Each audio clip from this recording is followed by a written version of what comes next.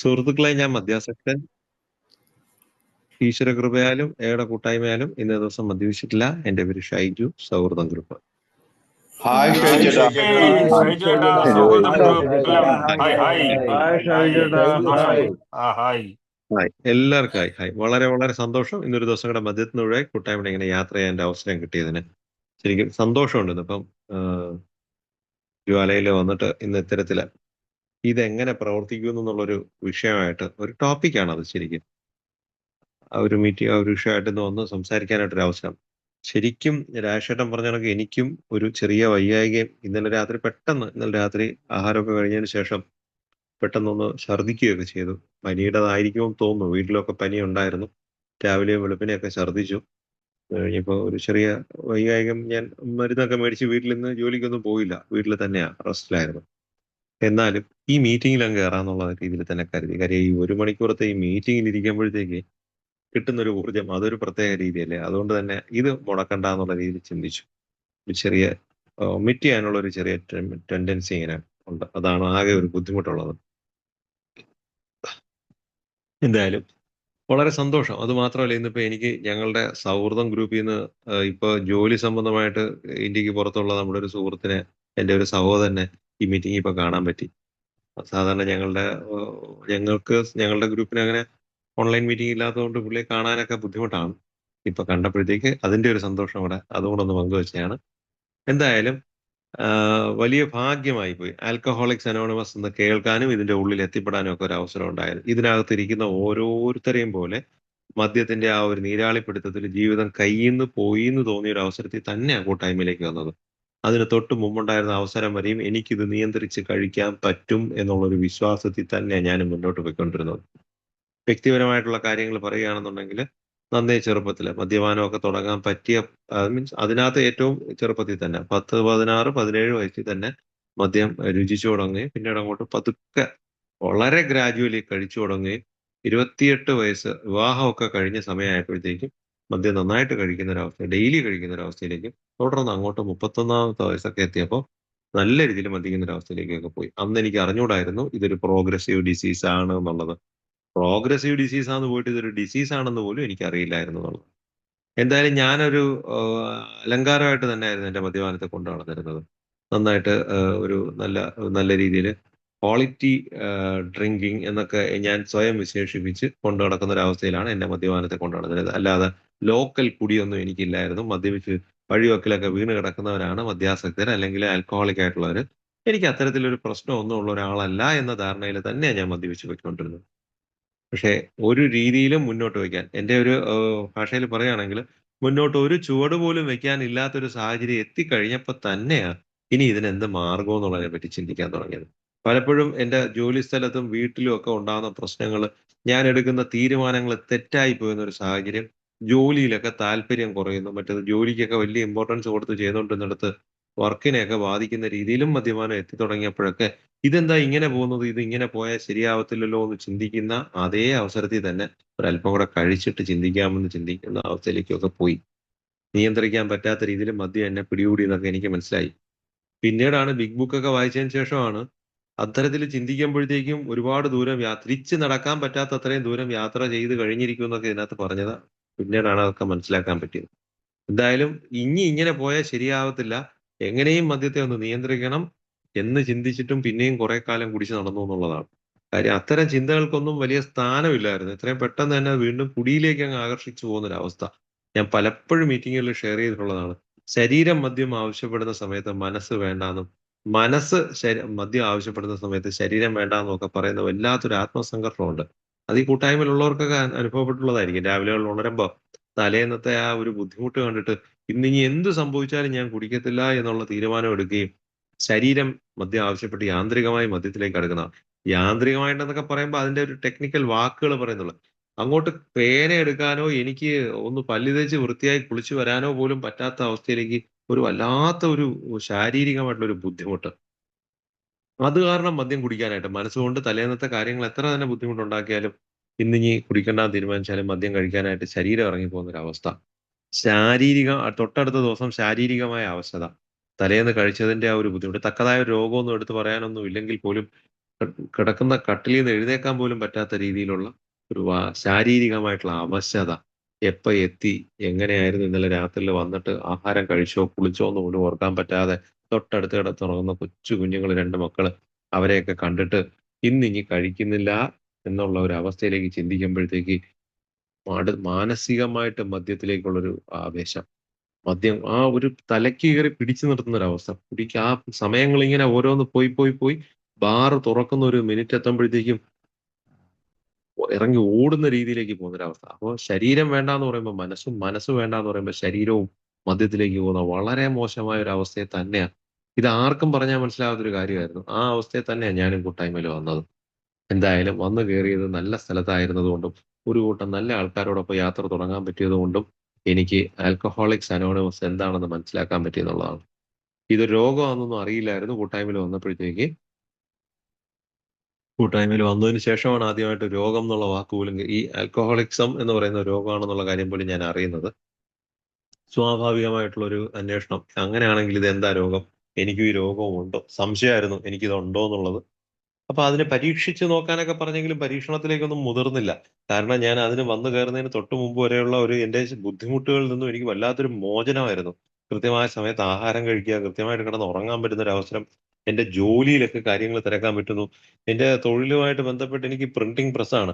അപ്പോ അതിന്റെയൊക്കെ വർക്കുകളൊക്കെ ചെയ്തു കൊടുത്തു കഴിഞ്ഞാൽ അതിന്റെ പണം വാങ്ങുന്നത് പോലും കൃത്യമായി വാങ്ങാൻ പോലും വാങ്ങിയോ ഇല്ലയോ എന്ന് ഓർമ്മയില്ലാത്തൊരവസ്ഥ. അത്തരത്തിലൊക്കെ ഉള്ള വല്ലാത്തൊരു പ്രശ്നത്തിന്റെയൊക്കെ ഒടുവിലാണ് ഞാൻ ഈ കൂട്ടായ്മയിൽ വന്ന് കയറുന്നത്. കൂട്ടായ്മയിൽ വന്ന് മദ്യം മാറ്റിവെച്ച് ദിവസങ്ങൾ അങ്ങോട്ട് കഴിഞ്ഞപ്പോൾ ഇത്തരം കാര്യങ്ങൾക്കൊക്കെ ഒരുപാട് പരിഹാരം കിട്ടിത്തുടങ്ങി എന്നുള്ളതാണ്. അതുകൊണ്ട് തന്നെ ഒരു പരീക്ഷണത്തിന് മുതിർന്നില്ല. എങ്കിലും എനിക്ക് ഈ രോഗം ഉണ്ടോ, അല്ലെങ്കിൽ ഈ രോഗം എന്താണ് എന്ന് മനസ്സിലാക്കാനായിട്ട് ഞാൻ ആഗ്രഹം ഉണ്ടായിരുന്നു എന്നുള്ളതാണ്. ആ കാലയളവിലാണ് എൻ്റെ ഒപ്പം യാത്ര ചെയ്യുന്ന ഒരു ചില ആൾക്കാരുടെ ഷെയറിങ്ങുകൾ വല്ലാതെ തന്നെ ഈ കൂട്ടായ്മയിൽ വന്നപ്പോഴത്തേക്ക് കൂട്ടായ്മയിൽ ഉണ്ടായിരുന്നവരുടെ ഓരോ ഷെയറിങ്ങുകളാണ് എനിക്കും ഇത്തരം രോഗാവസ്ഥ ഉണ്ടോ എന്നൊക്കെ തിരിച്ചറിയാൻ എനിക്ക് അവസരം ഒരുക്കിയതെങ്കിൽ, ഒരു ചില വ്യക്തികളുടെ ഷെയറിങ്ങുകൾ വല്ലാതെ ഹൃദയത്തിലേക്ക് ആഴ്ന്നിറങ്ങുന്നതായിട്ട് എനിക്ക് മനസ്സിലാക്കാൻ പറ്റിയെന്നുള്ളതാണ്. ആ ഒരു വാക്ക് ഞാൻ പറയാം, പെനട്രേറ്റ് ചെയ്ത് കയറുന്ന പോലെ, ഇങ്ങനെ ചാട്ടുളി പോലെ ഇങ്ങനെ ഹൃദയത്തിലേക്ക് കുത്തിത്തുളച്ച് കയറുന്നു. അവരുടെ അനുഭവങ്ങളും ശക്തിയും പിന്നീടുള്ള അവരുടെ പ്രതീക്ഷയും, ഇത് മൂന്നും ഒരുപോലെ എന്നിൽ പ്രവർത്തിച്ചു എന്നുള്ളതാണ്. അപ്പൊ എന്റെ പഴയകാല അനുഭവങ്ങൾ കേൾക്കുന്നതിനോടൊപ്പം കൂട്ടായ്മയിൽ വന്ന ദിവസങ്ങളിൽ എനിക്കുള്ള പ്രശ്നങ്ങളുടെ ആ ഒരു ആഴം അവരുടെ ഷെയറിങ്ങിൽ എനിക്ക് മനസ്സിലാക്കാൻ പറ്റിയപ്പോൾ, ഇനി ഞാൻ എങ്ങനെയാണ് മുന്നോട്ട് പോകേണ്ടത്, എനിക്ക് എന്താണ് ഇനി മുന്നിലുള്ള ലക്ഷ്യം എന്നുള്ള കാര്യത്തെ അവരിൽ നിന്ന് തന്നെ എനിക്ക് മനസ്സിലാക്കാനും ഒക്കെ പറ്റി. മാത്രമല്ല, ആ ഒരു ചില വ്യക്തികൾക്കുള്ള ഒരു പ്രത്യേകത, അവരുടെ സംസാരത്തില്, പെരുമാറ്റത്തില്, ആ വിഷയങ്ങളെ കൈകാര്യം ചെയ്യുന്ന രീതിയില്, ഞാൻ ആദ്യം ശ്രദ്ധിച്ചത് ആൽക്കഹോളിക്സ് അനോണിമസിന്റെ റിക്കവറി മീറ്റിംഗിന്റെ ഉള്ളിൽ ഷെയർ ചെയ്യുന്ന ഒരു അവസരത്തിലാണെങ്കിൽ, അത് പതുക്കെ പതുക്കെ പിന്നീട് അവരുമായിട്ട് സംസാരിക്കുമ്പോൾ പോലും അവർ അത്തരത്തിലായിരുന്നു. അവർ മറ്റു വിഷയങ്ങൾ കൈകാര്യം ചെയ്യുന്നതിലും ഒരു സ്വാത്വികമായ ഒരു അവസ്ഥ. അവരുടെ പഴയ കഥകൾ പറയുമ്പോഴത്തേക്ക് ഒരു ബന്ധവും ഇല്ലാത്തൊരു ജീവിതവും. മദ്യപിച്ചിരുന്ന കാലയളവിൽ വളരെ ഒരു പരുക്കനായിട്ടൊക്കെ പെരുമാറി ജീവിച്ചു പോന്നിരുന്നവരൊക്കെ ഇപ്പൊ ജീവിതത്തിൽ വല്ലാതൊരു ലാളിത്യം ജീവിതത്തിൽ കാണുന്ന അവരുടെ സംസാരത്തിലും പെരുമാറ്റത്തിലും ഒക്കെ കണ്ടപ്പോ അവരോട് വല്ലാത്തൊരു താല്പര്യം തോന്നി. എന്താണ് അതിന്റെ പ്രത്യേകത എന്ന് മനസ്സിലാക്കാൻ, ഞാൻ കൂട്ടായ്മയിൽ വന്ന് 2 മാസം ആവുന്നേ ഉള്ളൂ ഈ കാലയളവ്. എനിക്ക് അതിനെപ്പറ്റി കൂടുതലൊന്നും അറിയില്ല. അപ്പൊ ഞാൻ അത് മനസ്സിലാക്കാനായിട്ട് അവരുടെ ഒപ്പം കൂടിയപ്പോ എനിക്ക് വേണ്ടത് കൃത്യമായി മീറ്റിംഗ് കിട്ടുന്നുമുണ്ട്. സ്റ്റിക്ക് ഓൺ വിത്ത് വിന്നേഴ്സ് എന്ന് അപ്പോഴാണ് പറഞ്ഞു കേട്ടത്. വിജയിച്ചവരോടൊപ്പം ചേർന്ന് നിൽക്കുക. എന്താണ് അവരുടെ പ്രത്യേകത? ഞാൻ ആദ്യം കരുതി അവർ അത്തരത്തിലുള്ളവരായിരിക്കും. പിന്നീടാണ് അതല്ല, ആൽക്കഹോളിക്സ് അനോണിമസിന്റെ പ്രോഗ്രാം, ആ തത്വങ്ങൾ ജീവിതത്തിൽ മനസ്സിലാക്കി ജീവിതത്തിൽ പെരുമാറി പോകുന്നവരാണ്. വിഷയങ്ങളെ ആ രീതിയിൽ കൈകാര്യം ചെയ്യുന്നത് കൊണ്ടാണ് ആൽക്കഹോളിക്സ് അനോണിമസിനകത്ത് വന്നതിന് ശേഷം അവർക്ക് അത്തരത്തിലൊരു മാറ്റം സംഭവിച്ചതെന്ന് പറഞ്ഞപ്പോഴത്തേക്ക് എനിക്കും ഒരു ചെറിയ ആഗ്രഹമായി. കാര്യം ജീവിതത്തിൽ ഒരിക്കൽ പോലും ഞാൻ അത്തരത്തിൽ ചിന്തിക്കുകയോ പ്രവർത്തിക്കുകയോ ചെയ്തിരുന്ന ഒരാളല്ല. 17 വയസ്സ് കഴിഞ്ഞപ്പോ തന്നെ സ്വന്തമായിട്ടൊരു ചെറിയ പ്രസ്ഥാനമൊക്കെ തുടങ്ങി. അത്യാവശ്യം അത് ഒരു ജീവിത മാർഗമാക്കി കൊണ്ടു നടക്കാൻ പറ്റുന്ന രീതിയിലേക്ക് അത് വളരുകയും, പിന്നീട് തിരിഞ്ഞു നോക്കേണ്ടാത്ത രീതിയിൽ ആ ഒരു പ്രസ്ഥാനം മുന്നോട്ട് കൊണ്ടുപോകുന്ന ഒരവസ്ഥയാണ് ഇന്നും ഉണ്ടായിട്ടുള്ളത്. അതുകൊണ്ട് തന്നെ സ്വാഭാവികമായ ഒരു ചെറിയ അഹങ്കാരം, ഇത് ഞാൻ ഇപ്പൊ പറയുമ്പോൾ പോലും എന്നിൽ അത് നിഴലിക്കുന്നു എന്നുള്ളത് എനിക്ക് തിരിച്ചറിയാൻ പറ്റുന്നുണ്ടെന്നുള്ളത്. അത്തരത്തിലൊരു അഹങ്കാരം മറ്റാരെയും ഇതാവേണ്ട കാര്യമില്ല. ഞാൻ എന്റെ സ്വന്തം കാലിൽ നിൽക്കുന്ന ഒരാള്, സ്വന്തം ആവശ്യങ്ങളൊക്കെ സ്വന്തമായിട്ട് തന്നെ ചെയ്യുന്ന ഒരാള്. ഞാൻ അതൊക്കെ വളരെ എന്താ അവര് വളരെ എന്താ പറയാ, അഭിമാനത്തോടുകൂടി പലപ്പോഴും പലയിടത്തും പറഞ്ഞിട്ടുണ്ട്. 17 വയസ്സിന് ശേഷം ഞാൻ എന്റെ കുടുംബത്തിൽ നിന്ന് പോലും, എന്റെ മാതാപിതാക്കളിൽ നിന്ന് പോലും ഒരു 10 രൂപ പോലും വാങ്ങി ഞാൻ എന്റെ കാര്യങ്ങൾ ചെയ്യേണ്ടി വന്നിട്ടില്ല. എല്ലാം സ്വന്തമായിട്ട് കൈകാര്യം ചെയ്യുന്നു. സത്യത്തിൽ അത് അങ്ങനെയൊക്കെ തന്നെയാണെങ്കിലും ഞാൻ അതിനെ പറഞ്ഞിരുന്നത് മറ്റൊരു തരത്തിലായിരുന്നു. എന്റെ ഒരു കഴിവായിട്ട്, എന്റെ പ്രാപ്തിയായിട്ട്, എന്റെ ഒരു വലിയ ക്രെഡിബിലിറ്റി ആയിട്ടാണ് ഞാൻ അതിനെയൊക്കെ കണ്ടിരുന്നത്. പക്ഷേ എന്തായാലും അതിന്റെയൊക്കെ ഭാഗമായിട്ട് തന്നെ എന്റെ ഉള്ളില് അല്പം അഹങ്കാരവും ഒക്കെ വളർന്നു കൂടിയിട്ടുണ്ടായിരുന്നു. അതുകൊണ്ട് തന്നെ ആരെയും ആരെയും കൂസാത്ത രീതിയിലുള്ള ഒരു സംസാരവും പെരുമാറ്റവും എന്നാൽ ഉള്ളില് നന്നായിട്ട് ഭയമൊക്കെ ഉള്ള ആളും തന്നെയായിരുന്നു. പുറമെ അതൊന്നും കാണിക്കാതെ ഞാനൊരു വലിയ ധൈര്യശാലിയാണ്, തന്റേടിയാണ്, അഹങ്കാരം ഒരു ദേഷ്യ രൂപത്തിൽ കാണിക്കുന്ന ഒരാളായിരുന്നു. എല്ലാം കൃത്യമായിട്ട് കൈകാര്യം ചെയ്യണമെന്നൊക്കെ ഉള്ള രീതിയില്. ഇതൊക്കെ ഞാൻ വലിയ ഒരു ആഡംബരമായിട്ട് കൊണ്ട് നടക്കുന്ന ഒരു അവസ്ഥയായിരുന്നു. സാമ്പത്തികമൊക്കെ കൈകാര്യം ചെയ്യുന്നതിലൊക്കെ ഭയങ്കര ധാരാളിത്തം കാണിച്ച്, എന്നാൽ വളരെ ലുബ്ധനായ ഒരാള് തന്നെയായിരുന്നു ഞാനും. പക്ഷേ മറ്റുള്ളവരുടെ കണ്ണില് ഞാനൊരു വലിയ സംഭവമാണെന്നൊക്കെ കാണുന്ന രീതിയിൽ തന്നെ ജീവിച്ച് മുന്നോട്ട് പോകുന്ന ഒരാളായിരുന്നു. കൂട്ടായ്മയില് വന്ന് ഈ ഒരു ചില വ്യക്തികളിൽ കണ്ട ആകർഷണീയതയാണ് അവരില് വന്ന മാറ്റം എന്താണെന്ന് എനിക്ക് മനസ്സിലാക്കാനും, അവിടെയാണ് എനിക്കും അങ്ങനെ ആവണം എന്നൊരാഗ്രഹം. ആ ലാളിത്യം ഉള്ള ഒരു ജീവിതം. വിഷയങ്ങളെ അതിന്റേതായിട്ടുള്ള വലിപ്പത്തിൽ കണ്ട് ക്രമപ്പെടുത്തേണ്ടതിനെ ക്രമപ്പെടുത്തി, മാറ്റി നിൽക്കേണ്ടിടത്ത് മാറി നിന്ന്, ഇറങ്ങി പ്രവർത്തിക്കേണ്ടിടത്ത് ഇറങ്ങി പ്രവർത്തിക്കുന്ന രീതിയിലുള്ള ഒരു രീതി. എനിക്കത് നന്നായിട്ടങ്ങ് ബോധ്യപ്പെട്ടു എന്നുള്ളതാണ്. അപ്പോഴാണ് കാര്യങ്ങൾ കൂടുതൽ മുന്നോട്ട് മനസ്സിലാക്കാൻ പറ്റി. ഈ തത്വങ്ങള് ജീവിതത്തില് മനസ്സിലാക്കിയെടുക്കുക, അത് ജീവിതത്തില് പരിശീലിക്കുന്നത് വഴി എനിക്കും അത്തരത്തിലാകാം.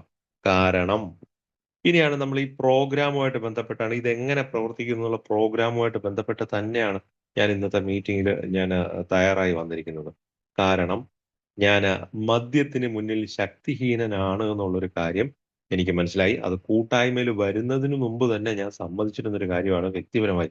എനിക്ക് പരാജയം സംഭവിച്ചു. കാര്യം എനിക്ക് നിയന്ത്രിക്കാൻ ഒരു മാർഗവുമില്ല. ഞാന് എത്ര തന്നെ മാറ്റി നിർത്തണമെന്ന് വിചാരിച്ചു കഴിഞ്ഞാലും, ഒരല്പം മദ്യം കഴിച്ചു കഴിഞ്ഞാൽ പിന്നെ വീണ്ടും, വീണ്ടും, വീണ്ടും കുടിച്ചു, കുടിച്ചു പോകുന്നൊരവസ്ഥ ജീവിതത്തില് കണ്ടപ്പോ, ഞാൻ മദ്യത്തിന് മുന്നിൽ ശക്തിഹീനനാണെന്നൊക്കെ എനിക്ക് തോന്നി. ആൽക്കഹോളിക്സ് അനോണിമസിന്റെ ഒന്നാമത്തെ പടി അത് തന്നെയായിരുന്നു. ഞങ്ങളുടെ ജീവിതം അനിയന്ത്രിതമായി പോയെന്നുള്ളതാണ്.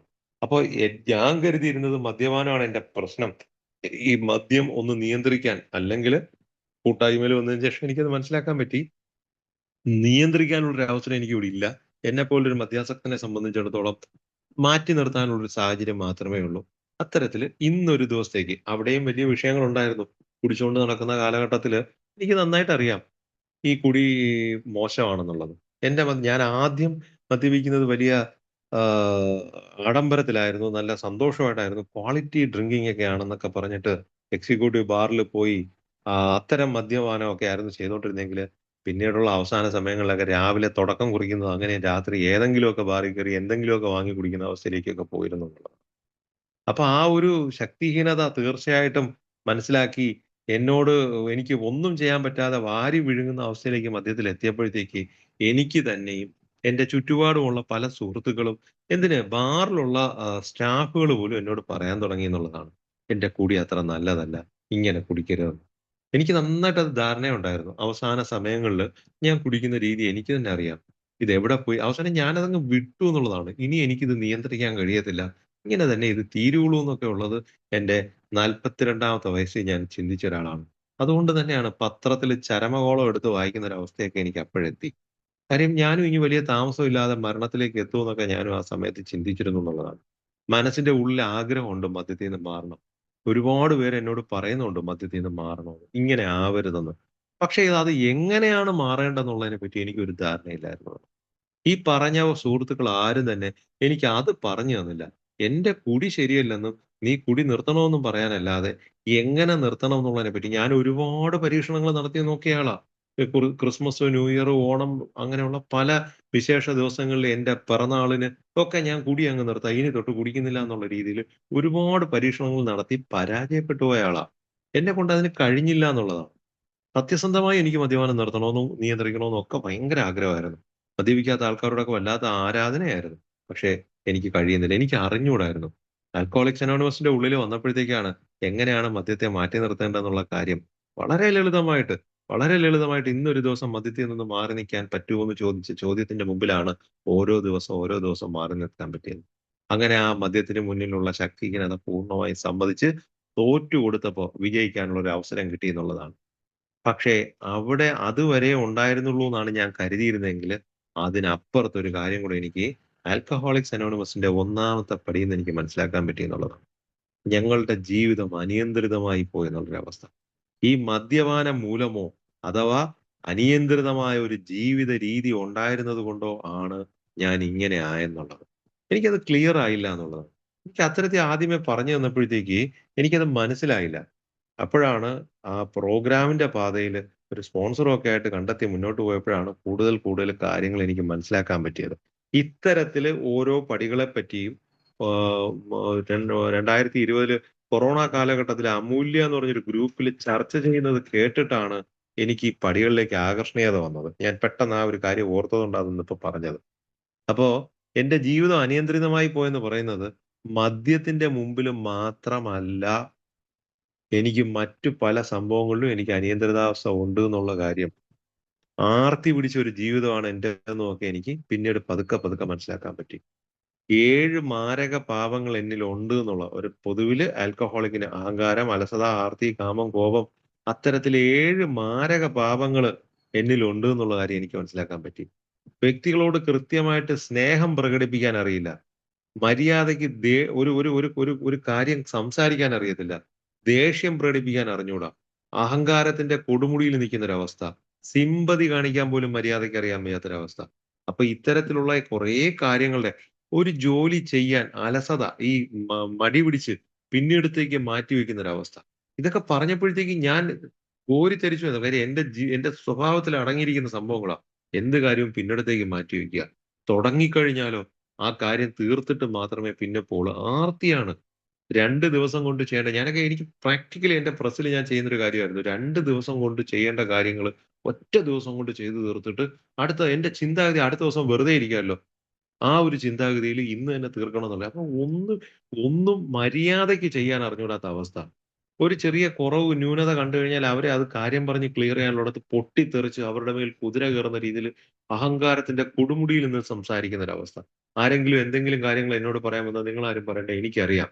എനിക്ക് എന്റെ കാര്യങ്ങൾ നോക്കാൻ അറിയാം. നിങ്ങൾ എന്നെ ഉപദേശിക്കാനൊന്നും വരണ്ടാന്ന് വളരെ ധാർഷ്ട്യത്തോടെ അവരോട് സംസാരിക്കുന്ന ഒരവസ്ഥ. ഇതൊക്കെ ഞാൻ കരുതിയിരുന്നത് എന്റെ ഒരു അലങ്കാരമായിട്ടാ. ഞാൻ കൃത്യമായിട്ടും കാര്യങ്ങൾ സമയം കീപ്പ് ചെയ്ത് കണിശക്കാരനായിട്ട് പോകുന്നു എന്നൊക്കെ പറഞ്ഞ് ഞാൻ പെരുമാറിയിരുന്ന ഒരാളാ. ടൈമിംഗ് ഒക്കെ ഭയങ്കരമായിട്ട് കീപ്പ് ചെയ്യണമെന്നുള്ള. വെറുതെ ആയിരുന്നു എന്നുള്ളതാണ്. വെറുതെ ആയിരുന്നു എന്നുള്ളതാണ്. കാര്യം എന്നെ ആരും കുറ്റം പറയാതിരിക്കാൻ വേണ്ടിയിട്ട്, എന്നിൽ ഒരുപാട് ന്യൂനതകളുണ്ടോ എന്ന് എനിക്ക് തിരിച്ചറിയാവുന്നതുകൊണ്ട് എന്നെ ആരും കുറ്റം പറയാതിരിക്കാൻ വേണ്ടി ഞാൻ മറ്റുള്ളവരുടെ മേൽ കുതിര കയറുന്ന പരിപാടി തന്നെയായിരുന്നു ഞാനും കാണിച്ചുകൊണ്ടിരുന്നത്. ഇത്തരത്തിലുള്ള കുറേ വൈകല്യങ്ങളും കൂടെ ചേർത്തിട്ടാണ്, അതിന്റെ ഒപ്പമാണ് ഈ മദ്യം കൂടെ എന്റെ കൂടെ വന്നതെന്നുള്ള കാര്യം എനിക്ക് മനസ്സിലാക്കാൻ പറ്റിയെന്നുള്ളതാണ്. അപ്പൊ മദ്യത്തിന് മുന്നിൽ ഞാൻ ശക്തിഹീനത അംഗീകരിച്ചപ്പോ, എനിക്ക് മദ്യത്തെ മാറ്റി നിർത്താൻ പറ്റിയപ്പോ, എന്റെ മറ്റു പല കുറവുകളും കൂടെ എനിക്ക് മനസ്സിലാക്കാൻ പറ്റിയെന്നുള്ളതാണ്. അതിന്റെ ആകെത്തുകയായിട്ട് ജീവിതം അനിയന്ത്രിതമായി പോയി എന്നുള്ള ഒരു സത്യത്തെ എനിക്ക് പൂർണ്ണമായിട്ടും ഉൾക്കൊള്ളാനും കൂടെ കഴിഞ്ഞു എന്നുള്ളതാണ്. ഇതാണ് ഒന്നാമത്തെ പടിയിൽ എന്നോട് പറഞ്ഞു തന്നത്. അപ്പൊ ഏതൊക്കെ സ്ഥലങ്ങളിൽ എന്തൊക്കെ എവിടെയൊക്കെ എങ്ങനെയൊക്കെ സംഭവിക്കും. അപ്പോഴാണ് ഞാൻ ബാക്കിലോട്ട് തിരിഞ്ഞു നോക്കുമ്പോഴത്തേക്ക് നന്നേ ചെറുപ്രായത്തിൽ തന്നെ ജോലിയൊക്കെ സ്വന്തമായിട്ട് തുടങ്ങിയിട്ട് ഞാൻ ഈ പറഞ്ഞ കൊണ്ട് എന്റെ പിന്നീട് ഞാൻ ചെലവിനൊന്നും ഒരു രൂപ പോലും ഞാൻ എന്റെ വീട്ടിൽ നിന്ന് വാങ്ങിയിട്ടില്ല. എന്റെ കാര്യങ്ങളെല്ലാം ഞാൻ സ്വന്തമായിട്ടാ കൈകാര്യം ചെയ്യുന്നത്. ഇതൊക്കെ എന്റെ അഹങ്കാരത്തിന് എന്താ പറയാ, ഒരു മാറ്റുകൂട്ടുന്ന രീതിയിൽ എന്റെ സ്വഭാവത്തിലേക്ക് വന്നത് ഇത്തരം പ്രവൃത്തികളായിരുന്നു. പണത്തിനോട് വല്ലാത്തൊരു ആർത്തി. നന്നേ ചെറുപ്പത്തിൽ തന്നെ കൂടുതൽ പണം ഉണ്ടാക്കണം. എന്റെ ആ ഒരു ജീവിതം ഭയങ്കര സുരക്ഷിതമായിട്ട് കൊണ്ടുപോകണം. ഇത്തരം അതിന് വേണ്ടിയിട്ട് എന്ത് കാര്യങ്ങൾ ഒരല്പം മറ്റൊരാൾക്ക് ബുദ്ധിമുട്ടുന്ന ഒരു കാര്യങ്ങൾ സംഭവിച്ചാൽ പോലും എനിക്ക് കുഴപ്പമില്ല എന്നുള്ള രീതിയിൽ പെരുമാറുന്ന അവസ്ഥയിലേക്കൊക്കെ എന്റെ ആർത്തി എന്ന പ്രതിഭാസം എന്നെ കൊണ്ട് ചെയ്യിച്ചു എന്നൊക്കെ ഉള്ളത് എനിക്ക് ഇവിടെ വെച്ച് തന്നെ മനസ്സിലാക്കാൻ പറ്റി എന്നുള്ളതാണ്. എന്തായാലും എന്റെ ശക്തിഹീനത അംഗീകരിച്ച് മുന്നോട്ട് പോകാൻ ഒരു അവസരം ഒരുങ്ങിയപ്പോഴാണ് രണ്ടാമത്തെ പടി, ഞങ്ങളെ സുബോധവാന്മാരാക്കുവാൻ ഞങ്ങളെക്കാൾ ഒരു വലിയ ശക്തിക്ക് മാത്രമേ പറ്റുകയുള്ളൂ എന്ന് വിശ്വസിക്കാൻ തുടങ്ങി എന്നുള്ള പടി ഞാൻ കാണുന്നു. ശരിക്കും മദ്യപിക്കുന്നത് തെറ്റാണെന്നും, പ്രത്യേകിച്ച് എന്റെ മദ്യപാന രീതി, ഞാൻ അവസാന സമയങ്ങളിലൊക്കെ രാവിലെ പ്രസ്സിൽ വന്ന് കേറുമ്പോ തന്നെ, എന്റെ സ്ഥാപനത്തിൽ വന്ന് കേറുമ്പോ തന്നെ ഞാൻ അല്പം കഴിച്ചിട്ടൊക്കെ തന്നെ വന്ന് കേറാറുണ്ട്. എനിക്ക് അതിനകത്ത് ബുദ്ധിമുട്ടൊന്നും പിന്നീട് തോന്നും. ആദ്യ സമയങ്ങളിലൊക്കെ വൈകുന്നേരം 6 മണിക്ക് ശേഷം പ്രസ് പൂട്ടിയതിന് ശേഷമേ ഞാൻ കഴിക്കുകയുള്ളായിരുന്നു. പിന്നീട് 6 മണിക്ക് ശേഷം സ്ത്രീകളായിട്ടുള്ള സ്റ്റാഫുകളൊക്കെ പോയതിന് ശേഷം ഞാൻ പുറത്തു പോയി കഴിച്ചിട്ട് വീണ്ടും പ്രസ്സിൽ വരുന്ന ഒരു അവസ്ഥ ഉണ്ടായിരുന്നു. അതിങ്ങനെ പതുക്കെ പതുക്കെ കേറി വന്ന് രാവിലെ തന്നെ ഞാൻ കഴിച്ചിട്ട് പ്രസ്സിൽ വരുന്ന അവസ്ഥകൾ വരെ വന്നെത്തി. ആ പ്രസ്സിൽ ഇരിക്കുന്ന സമയത്ത് തന്നെ എന്തെങ്കിലും കാര്യങ്ങൾക്ക് പുറത്തോട്ടോ എന്റെ സ്ഥാപനത്തിന്റെ ചുറ്റാതെയായിട്ട് എന്റെ വീടും എന്റെ സ്ഥാപനവും തമ്മിൽ 1.5 കിലോമീറ്റർ ദൂരമാണുള്ളത്. ഈ 1.5 കിലോമീറ്റർ ഇടയ്ക്ക് 13 ബാറുകളാണെന്നുള്ളത്. അപ്പൊ എനിക്ക് എപ്പോ വേണമെങ്കിലും സ്വതന്ത്രമായിട്ട് എങ്ങോട്ട് വേണമെങ്കിലും കയറാൻ അവസരം ഉള്ളതെന്നുള്ളതുകൊണ്ട് ഇറങ്ങിയും കേറിയും കഴിച്ചുകൊണ്ടിരുന്ന ഒരു സാഹചര്യമായിരുന്നു. എനിക്ക് തന്നെ അറിയാം ഞാൻ ഈ കാണിക്കുന്നത് തെറ്റാണ്.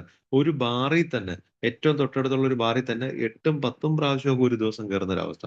കേറുക, കഴിക്കുക, തിരിച്ചിറങ്ങി വരിക. 15 മിനിറ്റ് കഴിയുമ്പോൾ വീണ്ടും എനിക്ക് കഴിക്കണമെന്ന് തോന്നും. ഞാൻ വീണ്ടും ഇറങ്ങിപ്പോവും. അത്രത്തോളം മദ്യത്തിലങ്ങ് ആണ്ടുപോയൊരവസ്ഥ.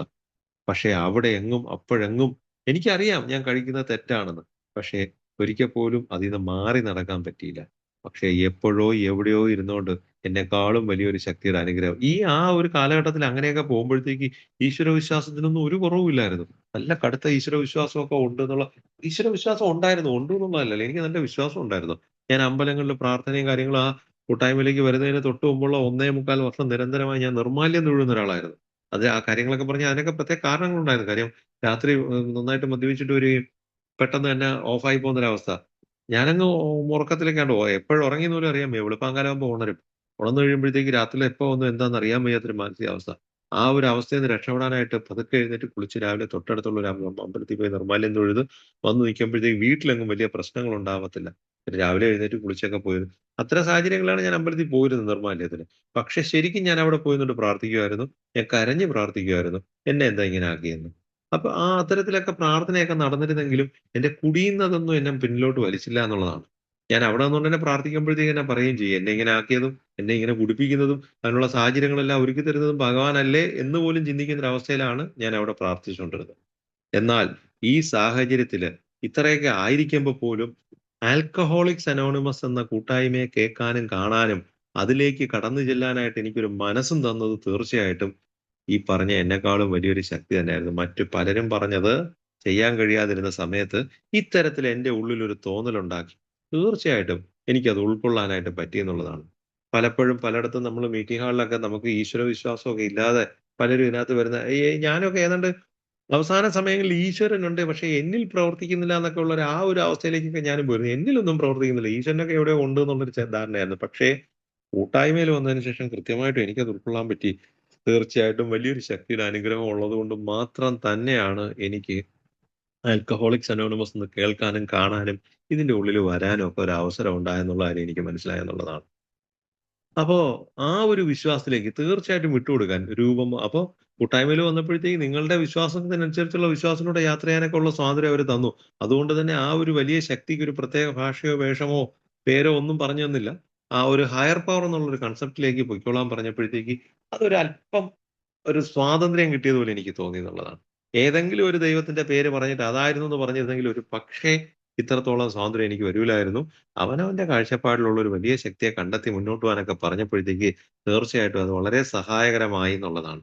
കാര്യം ജീവിതത്തിൽ ഒരിക്കൽ പോലും ഇനി കുടിക്കാതെ ജീവിക്കാൻ കഴിയില്ല എന്ന് വിചാരിച്ചിരുന്നിടത്തുനിന്ന് ഒരു മരുന്നിന്റെയോ, ഒരു ഗുളികയുടെയോ, ഒരു കൗൺസിലിങ്ങിന്റെയോ പോലും സഹായമൊന്നും ഇല്ലാതെ എനിക്ക് ഒരൊറ്റ ദിവസം കൊണ്ട് മദ്യത്തെ മാറ്റി നിർത്തി ആൽക്കഹോളിക്സ് അനോണിമസിനകത്തൂടെ യാത്ര ചെയ്യാൻ അവസരം കിട്ടിയെങ്കിൽ തീർച്ചയായിട്ടും അതൊരു വലിയ ശക്തിയുടെ അനുഗ്രഹമാണെന്ന് ഞാൻ പൂർണ്ണമായിട്ടും വിശ്വസിക്കുന്നു എന്നുള്ളതാണ്. അപ്പൊ എന്റെ ജീവിതത്തിൽ എന്നെപ്പോലൊരു മദ്യാസക്തന് അത്രത്തോളം വളരെ വളരെ അധപ്പതിച്ച അതിരുവിട്ട കുടിച്ച് റോഡ് വക്കിലൊന്നും വീണ് കിടന്നിട്ടില്ല. വഴിയിൽ അടിപിടി കേസുകളിലൊന്നും പോയിട്ടില്ലെങ്കിൽ പോലും ഒരു ദിവസം എത്ര പ്രാവശ്യം ഞാൻ മദ്യപിച്ചു എന്നുള്ളത് അവസാന സമയങ്ങളിൽ എനിക്ക് കണ്ടുപിടിക്കാൻ കഴിയില്ലായിരുന്നു എന്നുള്ളത്. ഒരു ദിവസം എത്ര പെഗ് മദ്യം കഴിച്ചു എന്നുള്ളതും എനിക്ക് കണ്ടുപിടിക്കാൻ കഴിയില്ലായിരുന്നു. കാര്യം ഞാൻ അത്രത്തോളം മദ്യപിക്കുന്ന ഒരു അവസ്ഥയിലേക്ക് ഞാൻ എത്തിപ്പെട്ടിരുന്നു എന്നുള്ളതാണ്. ഒരുപാട് പെഗ് കഴിക്കുന്നു എന്നുള്ളതുകൊണ്ടല്ല. ഒരു ദിവസം എത്ര പ്രാവശ്യം ഞാൻ കേറുന്നു എന്ന് പോലും എനിക്ക് ഓർമ്മയില്ലാത്ത അതുകൊണ്ട് തന്നെ അത്രത്തോളം അങ്ങ് ആണ്ടുപോയൊരവസ്ഥേന്നാണ് എനിക്ക് ഒറ്റ ദിവസം കൊണ്ട് മദ്യത്തെ നീക്കി നിർത്തി പിന്നീട് കഴിക്കേണ്ടാത്തതായിട്ടുള്ള രീതിയിൽ ജീവിക്കാൻ ഒരു അവസരം ഒരുക്കി കിട്ടിയത്. തീർച്ചയായിട്ടും അതൊരു വലിയ ശക്തിയുടെ അനുഗ്രഹം ഉള്ളത് കൊണ്ട് തന്നെയാണ്. അതിനകത്ത് ഞാൻ പൂർണ്ണമായിട്ടും വിശ്വസിക്കാൻ തുടങ്ങി എന്നുള്ളതാണ്. കൃത്യമായ അളവിൽ മൂന്നാമത്തെ പടി എനിക്ക് പറഞ്ഞു തന്നു. ഞങ്ങളുടെ ഇച്ഛകളും ജീവിതവും ഞങ്ങൾ മനസ്സിലാക്കുന്ന ദൈവത്തിന്റെ സംരക്ഷണത്തിൽ വിട്ടുകൊടുക്കാൻ തീരുമാനിച്ചു എന്ന്. അപ്പോ എങ്കിൽ പിന്നെ ഇത്രയും ഈ 42 കൂട്ടായ്മയിൽ കടന്നു വരുമ്പോൾ എനിക്ക് 42 വയസ്സ് 43ാമത്തെ വയസ്സിലാണ് ഞാൻ കൂട്ടായ്മയിൽ കടന്നു വരുന്നത്. ആ 43 വയസ്സ് വരെ 17 വയസ്സിൽ ഞാൻ മദ്യം കഴിച്ചെങ്കിലും രുചിച്ചെങ്കിലും എന്റെ കുടി തുടങ്ങുന്നത് 28 വയസ്സിലാണ്. കൃത്യമായും ഡെയിലി മദ്യപിക്കുന്ന ഒരു അവസ്ഥയിലേക്ക് വന്നു. ആ 28 വയസ്സ് തൊട്ട് 43 വയസ്സ് വരെയുള്ള ആ കുടിയില് അത്രയും കാലത്തെ കുടിച്ചു മുന്നേറുകയായിരുന്നു എന്നുള്ളതാണ്. ഓരോ ദിവസം കഴിയും പ്രോഗ്രസീവ് ഡിസീസ് എന്നൊക്കെ ഉള്ളത് എന്റെ കുടിയുടെ ആ ഗ്രാഫ് എടുത്ത് നോക്കിക്കഴിഞ്ഞാൽ കൃത്യമായിട്ടും കാണാൻ പറ്റും. ഞാന് ഒരു ദിവസം പോലും മദ്യപിക്കാതിരിക്കത്തില്ലായിരുന്നു എന്നുള്ളതാണ്. പലപ്പോഴും ഞാൻ വളരെ ഇതായിട്ട് ചിന്തിക്കുന്ന ഒരു കാര്യമായിരുന്നു. നമ്മൾ ഇപ്പൊ എന്റെയൊക്കെ സുഹൃത്തുക്കളുടെ ഇടയിലൊക്കെ പലരും ശബരിമലയ്ക്കൊക്കെ പോകാൻ അവരുടെ വ്രതങ്ങൾ മതവുമായിട്ട് ബന്ധപ്പെട്ട ഏതെങ്കിലും ആവശ്യങ്ങളിലൊക്കെ വ്രതം പിടിക്കുന്ന സമയത്തൊക്കെ അവർ മദ്യപിക്കാതിരിക്കുന്ന ഒരു സാഹചര്യം ഞാൻ കണ്ടിട്ടുണ്ട്. പക്ഷെ എന്നെ കൊണ്ട് അതിനും കഴിഞ്ഞിരുന്നില്ല എന്നുള്ളതാണ്. ഏത് സാഹചര്യത്തിലും ഞാൻ മദ്യം കഴിക്കുമായിരുന്നു. എനിക്ക് അതിന് ന്യായീകരണം ഉണ്ടായിരുന്നു. ഈ ദൈവം തന്നെയല്ലേ എനിക്ക് ഇതിനുള്ള അവസരങ്ങൾ ഒരുക്കി തരുന്നത്, അതുകൊണ്ട് തന്നെ ഞാൻ കുടിക്കുന്നു എന്നുള്ള രീതിയിൽ. ഒരു മലയ്ക്ക് പോകാനായിട്ട്, ശബരിമലയ്ക്ക് പോകാനായിട്ട് വ്രതം പിടിച്ചാൽ പോലും ഞാൻ വ്രതമായിരിക്കും. മത്സ്യമാംസാദികളൊന്നും കഴിക്കാതെ കൃത്യമായി നിൽക്കുന്ന അവസരത്തിൽ പോലും ഞാൻ മദ്യം കഴിക്കുമായിരുന്നു. അത്രത്തോളം മദ്യത്തിൽ ആണ്ടുപോയിരുന്ന എന്നെയാണ് ഒരൊറ്റ ദിവസം കൊണ്ട് ആൽക്കഹോളിക്സ് അനോണിമസിന്റെ റിക്കവറി മീറ്റിംഗിൽ പങ്കെടുത്ത ഒരൊറ്റ ദിവസത്തെ, അതും ഞാൻ 7:35 മീറ്റിംഗിൽ വരുന്നു, 8 മണിക്ക് മീറ്റിംഗ് തരുന്നു. 25 മിനിറ്റത്തെ മീറ്റിംഗ് ആണ് ആദ്യത്തെ ദിവസം ഞാൻ പങ്കെടുക്കുന്നത്. പക്ഷെ അന്ന് ആ ഒരൊറ്റ ദിവസത്തെ മീറ്റിംഗ് തന്നെ അടുത്ത ദിവസം ഞാൻ കുടിക്കാതെ മീറ്റിംഗിൽ വരണമെന്ന് തീരുമാനമെടുക്കാൻ എനിക്കൊരു അവസരം കിട്ടിയെന്നുള്ളത്. ഇന്ന് കുടിക്കാതിരിക്കാമോ എന്നുള്ള ചോദ്യം മാത്രമേ ഉണ്ടായിരുന്നുള്ളൂ. അടുത്ത ദിവസം രാവിലെ അതേ സുഹൃത്ത് തന്നെ വിളിച്ചിട്ട് ഇന്ന് വൈകുന്നേരം വരുമ്പോഴും കുടിക്കാതെ വരണേന്ന് പറഞ്ഞപ്പോ എനിക്ക് ഇന്ന് കുടിക്കാൻ പാടില്ല, ഇന്ന് കുടിക്കരുതെന്നുള്ളൊരു തീരുമാനം എടുത്ത് ആ ചിന്തയോടുകൂടി അടുത്ത ദിവസവും മീറ്റിംഗിലേക്ക് കടന്നു വരാൻ എനിക്കൊരു അവസരം കിട്ടിയിട്ടുണ്ടെങ്കിൽ അത് തീർച്ചയായിട്ടും എന്നെക്കാളും വലിയൊരു ശക്തിയുടെ അനുഗ്രഹം എന്നിൽ ഉണ്ടായത് കൊണ്ടാണ് എന്ന് തിരിച്ചറിഞ്ഞപ്പോഴത്തേക്ക് എന്തുകൊണ്ട് ആ ഒരു ശക്തിയെ പൂർണ്ണതോതിൽ മനസ്സിലാക്കി ഇനിയുള്ള കാലം ആ എന്റെ പ്രവൃത്തികളിൽ ആ ഒരു ശക്തിയുടെ ഒരു സംരക്ഷണം കൂടെ ഒന്ന് മനസ്സിലാക്കി ആ സംരക്ഷണത്തിൽ വിട്ടുകൊടുത്ത് മുന്നോട്ട് പൊയ്ക്കൂടാന്നുള്ളത്. എനിക്ക് ആദ്യമേ ഒന്നും അത്ര ക്ലിയർ ഒന്നും ആയില്ല. അപ്പോ എനിക്ക് കഴിയാത്ത എന്റെ അനിയന്ത്രിതാവസ്ഥ മദ്യത്തിൽ മാത്രമല്ല അതിനപ്പുറത്ത് പല കാര്യങ്ങളും ഒക്കെ ഉണ്ട്. അത്തരം സാഹചര്യങ്ങളെ കൈകാര്യം ചെയ്യുന്നതിന് ഞാൻ ആ വലിയ ശക്തിയെ ആശ്രയിച്ച് വിട്ടുകൊടുത്ത് മദ്യപിക്കുന്നതിന് മുമ്പ് ഈശ്വര വിശ്വാസം ഉണ്ടായിരുന്ന അവസ്ഥയിൽ നിന്നൊക്കെ മദ്യത്തിലോട്ട് എത്തിക്കഴിഞ്ഞപ്പോഴത്തേക്ക് എന്റെ ഡിപ്പെൻഡൻസി മൊത്തം മദ്യത്തിലേക്കായി. എന്റെ എന്ത് പ്രശ്നങ്ങളിലും ഞാൻ മദ്യത്തെ ആശ്രയിക്കുന്ന ഒരു അവസ്ഥ വന്നു. എനിക്ക് പരിഹാരം ഇല്ലാത്തതായിട്ട് ഒരു വിഷയവും മദ്യം മൂലം ഇല്ലാത്ത സാഹചര്യത്തിൽ വന്നു. എന്തെങ്കിലുമൊക്കെ ഞാൻ എന്ത് വിഷയം ഉണ്ടെങ്കിലും 2 പെഗ് മദ്യം എടുത്ത് വെച്ചിരുന്ന് കഴിച്ച് ആലോചിച്ച് ഇറങ്ങി കഴിയുമ്പോഴത്തേക്ക് അതിന് പരിഹാരം കിട്ടിയെന്ന് ഞാൻ സ്വയം ചിന്തിച്ചെടുത്ത് കുടിക്കുന്ന ഒരാളായിരുന്നു. അത്തരം അവസ്ഥയിൽ നിന്ന് മാറിയിട്ട് എനിക്ക് ഇങ്ങനെ ഒരു സാഹചര്യത്തിലേക്ക് പോകാൻ പറ്റിയപ്പോ തീർച്ചയായിട്ടും എന്തുകൊണ്ട് ഇനിയുള്ള കാര്യങ്ങൾ ഇത്തരത്തിൽ ആ ഒരു ഹയർ പവർ ആ ശരിയായ ദിശയിലേക്ക് ചിന്തയെ വഴിതിരിച്ചു വിടാനൊക്കെ ഒരു അവസരം കിട്ടിയപ്പോ അങ്ങനെ ചിന്തിച്ചുകൂടാ എന്ന് ഞാൻ എനിക്ക് ചിന്തിക്കാൻ ഒരു അവസരം കിട്ടി എന്നുള്ളതാണ്. ഈ പറയുന്ന ഈ മൂന്നാമത്തെ പടിയിലൊക്കെ ഞാൻ എത്തുമ്പോഴത്തേക്ക് യഥാർത്ഥ ദൈവത്തെ പറ്റിയുള്ള ഒരു ക്ലാരിറ്റി ഒന്നും എനിക്ക് വന്നിട്ടൊന്നുമില്ല. പക്ഷെ എന്തായാലും എനിക്ക് ഇതൊരു പ്രതീക്ഷയ്ക്ക് വകുപ്പുണ്ട്. ഇനി അങ്ങോട്ടുള്ള യാത്രയിൽ ഈ വലിയ ശക്തി എങ്ങനെ വിട്ടുകൊടുക്കണമെന്നൊന്നും എനിക്കറിയില്ല. എനിക്ക് വിട്ടുകൊടുക്കാനുള്ള തീരുമാനം എടുക്കുമ്പോഴത്തേക്കും എങ്ങനെയാണ് എന്തെങ്കിലും ഒരു കാര്യം ഇനിയിപ്പോ അത് വിട്ടുകൊടുക്കുക. എന്നെക്കൊണ്ട് ചെയ്യാൻ പറ്റുന്ന കാര്യങ്ങൾ ഞാൻ ചെയ്യുക. ബാക്കിയുള്ള കാര്യങ്ങൾ ദൈവത്തിന് വിട്ടുകൊടുത്ത് മുന്നോട്ട് പോകാം എന്നൊക്കെ ഉള്ള കാര്യങ്ങളൊക്കെ പഴമക്കാരായിട്ടുള്ള ഒരു മീറ്റിംഗിൽ ഷെയർ ചെയ്യുമ്പോൾ എനിക്കത് എങ്ങനെ വിട്ടുകൊടുക്കണമെന്നും എനിക്കറിഞ്ഞൂടാ. ഞാൻ ഇനി അത് വിട്ടുകൊടുക്കാം. ഞാൻ എനിക്ക് ചെയ്യാവുന്ന കാര്യങ്ങളൊക്കെ ചെയ്തല്ലോ എന്ന് കരുതുമ്പോഴും ആ കാര്യങ്ങൾ മാത്രം എന്റെ മനസ്സിൽ കിടന്ന് അയ്യോ, അയ്യോ, അയ്യോ എന്ന് ചിന്തിക്കുമ്പോഴും വിട്ടുകൊടുക്കാൻ അറിയാൻ വയ്യാതെ ബുദ്ധിമുട്ടി നിൽക്കുമ്പോഴും തീരുമാനത്തിൽ ഉറച്ചു നിന്ന് മുന്നോട്ട് പോകാനായിട്ട് പറ്റി എന്നുള്ളതാണ് കാര്യം. എനിക്ക് അത്രത്തോളം പ്രതീക്ഷയുണ്ടായിരുന്നു. ആൽക്കഹോളിക്സ് അനോണിമസിന്റെ പ്രോഗ്രാം എന്നെക്കൊണ്ട് കഴിയുന്ന രീതിയിൽ ഞാൻ അത് ചെയ്ത് മുന്നോട്ട് പോകുമ്പോഴത്തേക്ക് ഞാൻ കണ്ട് ആകർഷിക്കപ്പെട്ട ആ പഴയ ആൾക്കാരുടെ രീതിയിൽ ജീവിക്കാൻ എനിക്കും അവസരം കിട്ടുന്നുള്ളതുകൊണ്ട് അങ്ങനെ മൂന്നാമത്തെ പടിയിൽ എത്തിയപ്പോഴത്തേക്ക് എന്റെ ആ ഇച്ഛകളും ജീവിതവും ഒക്കെ ഞാൻ ഇപ്പൊ ഇത്തരത്തില് ഈ കൂട്ടായ്മയിൽ വന്നതിന് ശേഷം കണ്ട് മനസ്സിലാക്കാൻ പറ്റിയ ആ വലിയ ശക്തിക്ക് കൊടുക്കാനുള്ള തീരുമാനം എടുത്തു കഴിഞ്ഞപ്പോ എന്റെ പഴമക്കാരായിട്ടുള്ള സുഹൃത്തുക്കള് അല്ലെങ്കിൽ എന്റെ സ്പോൺസർ ഞാൻ ഈ യാത്രയിൽ എന്തായാലും തിരിച്ചറിഞ്ഞു കഴിഞ്ഞു. ആ യാത്രയില് എന്താ ഞാൻ ഇങ്ങനെ ആയിപ്പോയെന്നുള്ള ഒരു കാര്യത്തെ തിരിച്ചറിയേണ്ടത് എന്നൊരു ചോദ്യം അവിടെയാണ് എന്റെ ഉള്ളില് ഈ കൂട്ടായ്മ കാണുന്നതിന് മുമ്പേ എന്റെ ഉള്ളിൽ കിടന്ന് എന്നോട് ചോദിച്ചുകൊണ്ടിരുന്ന തികട്ടിക്കൊണ്ടിരുന്ന ഒരു ചോദ്യമാണ്. എന്റെ ഒപ്പം മദ്യപിച്ചവരൊന്നും ഇങ്ങനെയല്ലല്ലോ. ഞാൻ മാത്രം എന്താ ഇങ്ങനെ ആയിപ്പോയെ? പലപ്പോഴും, പലപ്പോഴും അവസാന സമയങ്ങളിൽ സൗഹൃദങ്ങളൊക്കെ പൂർണ്ണമായിട്ട് ഒഴിവാക്കിയിരുന്നു. കാര്യം എന്റെ രീതിയിലുള്ള മദ്യപാനത്തിന് എനിക്ക് സൗഹൃദം പറ്റില്ലായിരുന്നു. ആരെങ്കിലുമൊക്കെ കൂട്ടുപിടിച്ച് പോയി കഴിഞ്ഞാൽ അവരുടെ കൂടെ അവരുടെ രീതിയിലൊക്കെ കഴിക്കാൻ പറ്റുള്ളൂ. അതുകൊണ്ട് തന്നെ എന്റെ ഇഷ്ടത്തിന് കഴിക്കാൻ വേണ്ടി ഒറ്റയ്ക്കുള്ള മദ്യപാനമായിരുന്നു അവസാന സമയങ്ങളിലൊക്കെ നടത്തിയിരുന്നത്. പിന്നെ നിരന്തരം ബാറിൽ പോകുമ്പോഴത്തേക്ക് അതും പറയാതിരിക്കാൻ പറ്റില്ല. ഈ പറയുന്ന ടൗണിനകത്തുള്ള 13 ബാറുകളിലും ഞാൻ നിരന്തരം കേറുന്നത് കൊണ്ട് തന്നെ എന്നെപ്പോലെ കുടിച്ചുകൊണ്ടിരിക്കുന്നവരെ എനിക്ക് എല്ലാ സ്ഥലങ്ങളിലും നിരന്തരം കാണാൻ പറ്റുമായിരുന്നു. അതുകൊണ്ട് തന്നെ അങ്ങനെ എപ്പോഴും പകല് മൊത്തം കേറി ഇറങ്ങി മദ്യപിക്കുന്ന ഒരു കൂട്ടം ഒരു കുറച്ച് പേരേ ഉള്ളൂ. ആ ഒരു കൂട്ടം ആൾക്കാരെ പരസ്പരം എല്ലാവരെയും അറിയാം. ഏത് ബാറിൽ കേറി കഴിഞ്ഞാലും അവിടെ കൗണ്ടറിൽ നിന്ന് കഴിക്കുന്നവരെ എനിക്ക് അറിയാവുന്നവരായിരിക്കുന്ന ഒരു സാഹചര്യം അവസാന 4 വർഷം ഉണ്ടായിരുന്നു എന്നുള്ളതാണ്. അപ്പൊ അത്തരം സാഹചര്യത്തിൽ അപ്പൊ എന്താ ഞാൻ ഇങ്ങനെ ഇത്രത്തോളം ഇങ്ങനെ ആയിപ്പോയതെന്താ? ഏതെങ്കിലും അവസരം ഞാൻ ക്ലബ്ബിലൊക്കെ പ്രവർത്തിക്കുന്ന ഒരാളാണ്. അപ്പൊ ക്ലബ്ബിലൊക്കെ പോകുമ്പോഴത്തേക്ക് അവിടെയും ഉണ്ട് മദ്യം. ആ മദ്യം കഴിച്ച് കഴിയുമ്പോഴത്തേക്ക് അന്ന് രാത്രി അവരെല്ലാ കാര്യങ്ങളെല്ലാം കഴിഞ്ഞ് എല്ലാവരും പിരിഞ്ഞു പോകുന്നു. ഞങ്ങൾ എല്ലാവരും ഒരുമിച്ച് തന്നെയായിരിക്കും പിരിയുന്നത്. പക്ഷെ അവർ പിരിഞ്ഞ് എല്ലാവരും വീടുകളിൽ പോകുമ്പോഴത്തേക്ക് ഞാൻ മാത്രം വീണ്ടും കറങ്ങി കറങ്ങി വീണ്ടും എനിക്ക് ഒന്നുകൂടെ ഒന്ന് കുടിക്കണം. എനിക്ക് പിന്നെ ഒന്നുകൂടെ കുടിക്കണം. അതിനുവേണ്ടി ഞാൻ പോകുന്നു. അല്ലാതെ തന്നെ സ്വാഭാവികമായി എനിക്ക് ആവശ്യത്തിന് ഞാൻ മദ്യം കഴിച്ചു കഴിഞ്ഞിട്ട് വീട്ടിലെത്തിക്കഴിഞ്ഞാലും വീടിന്റെ ഫ്രണ്ടിൽ എത്തുമ്പോഴത്തേക്ക് പതുക്കെ വണ്ടി ഓഫ് ചെയ്ത് ഉരുട്ടി മാറ്റി തിരിച്ച് കുറച്ച് ഉരുട്ടി കൊണ്ടുപോയി വീണ്ടും ബാറിൽ പോയി വീണ്ടും മദ്യപിക്കുന്ന ഒരു സാഹചര്യം. അത് എന്താണ്, ഞാൻ എന്താ ഇങ്ങനെ ആയിപ്പോയത്? എനിക്ക് മാത്രം എന്താ ഇത്?